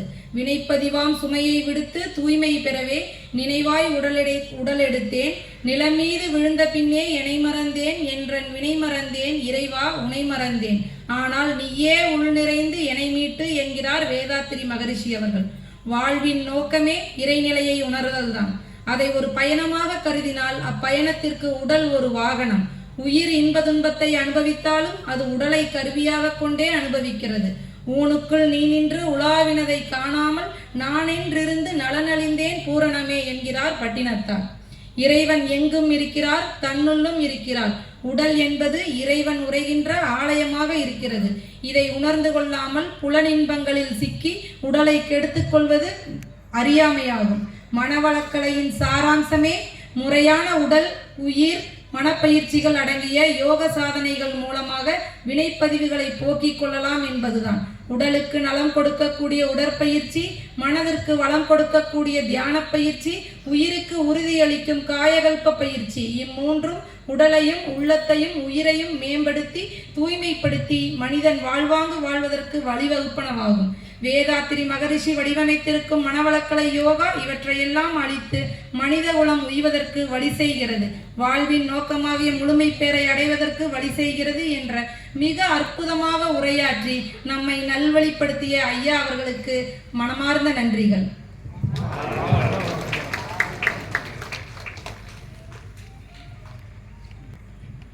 பெருந்துறை தண்டபாணி எலக்ட்ரிக்கல்ஸ் உரிமையாளர் திரு TV ரஞ்சித்குமார் ஐயா அவர்களுக்கு நினைவு பரிசினை வழங்க முரளி ஐயா அவர்களை அன்போடு அழைக்கிறோம்.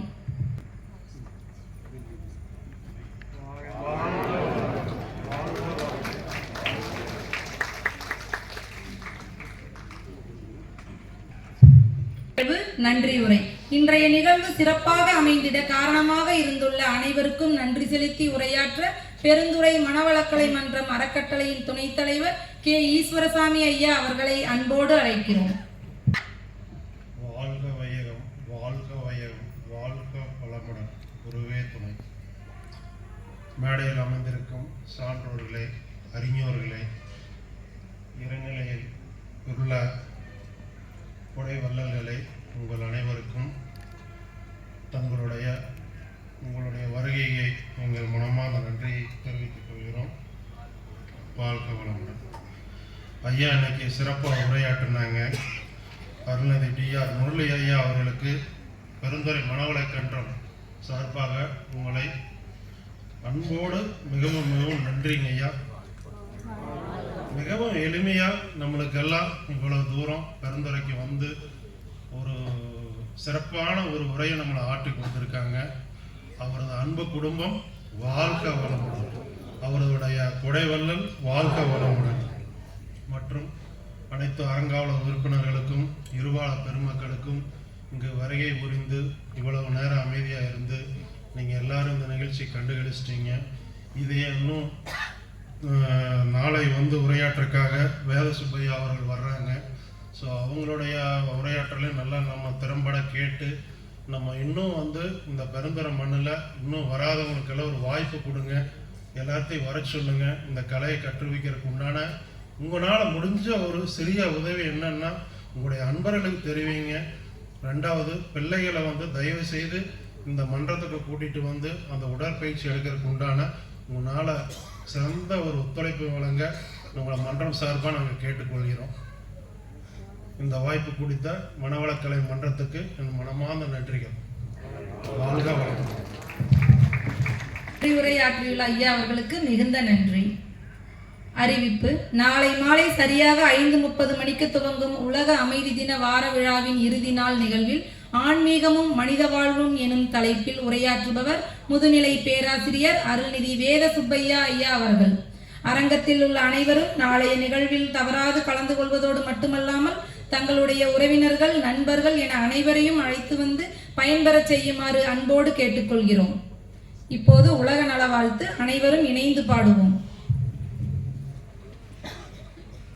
உலகமெல்லாம் பருவமழை ஒத்தபடி பெய்யட்டும், உழவரெல்லாம் தானியத்தை உவப்புடனே பெருக்கட்டும், பல தொழில்கள் புரிகின்ற பாட்டாளி உயரட்டும், பகுத்துணர்வில் தொகுத்துணர்வு பண்பாட்டை உயர்த்தட்டும், கலகங்கள் போட்டி பகை கடந்தாட்சி நடக்கட்டும், கல்லாமை கடன் வறுமை கலங்கங்கள் மறையட்டும், நலவாழ்வை அளிக்கும் மெய் ஞான ஒளி வீசட்டும், நம் கடமை அறவாழ்வின் நாட்டத்தே சிறக்கட்டும்.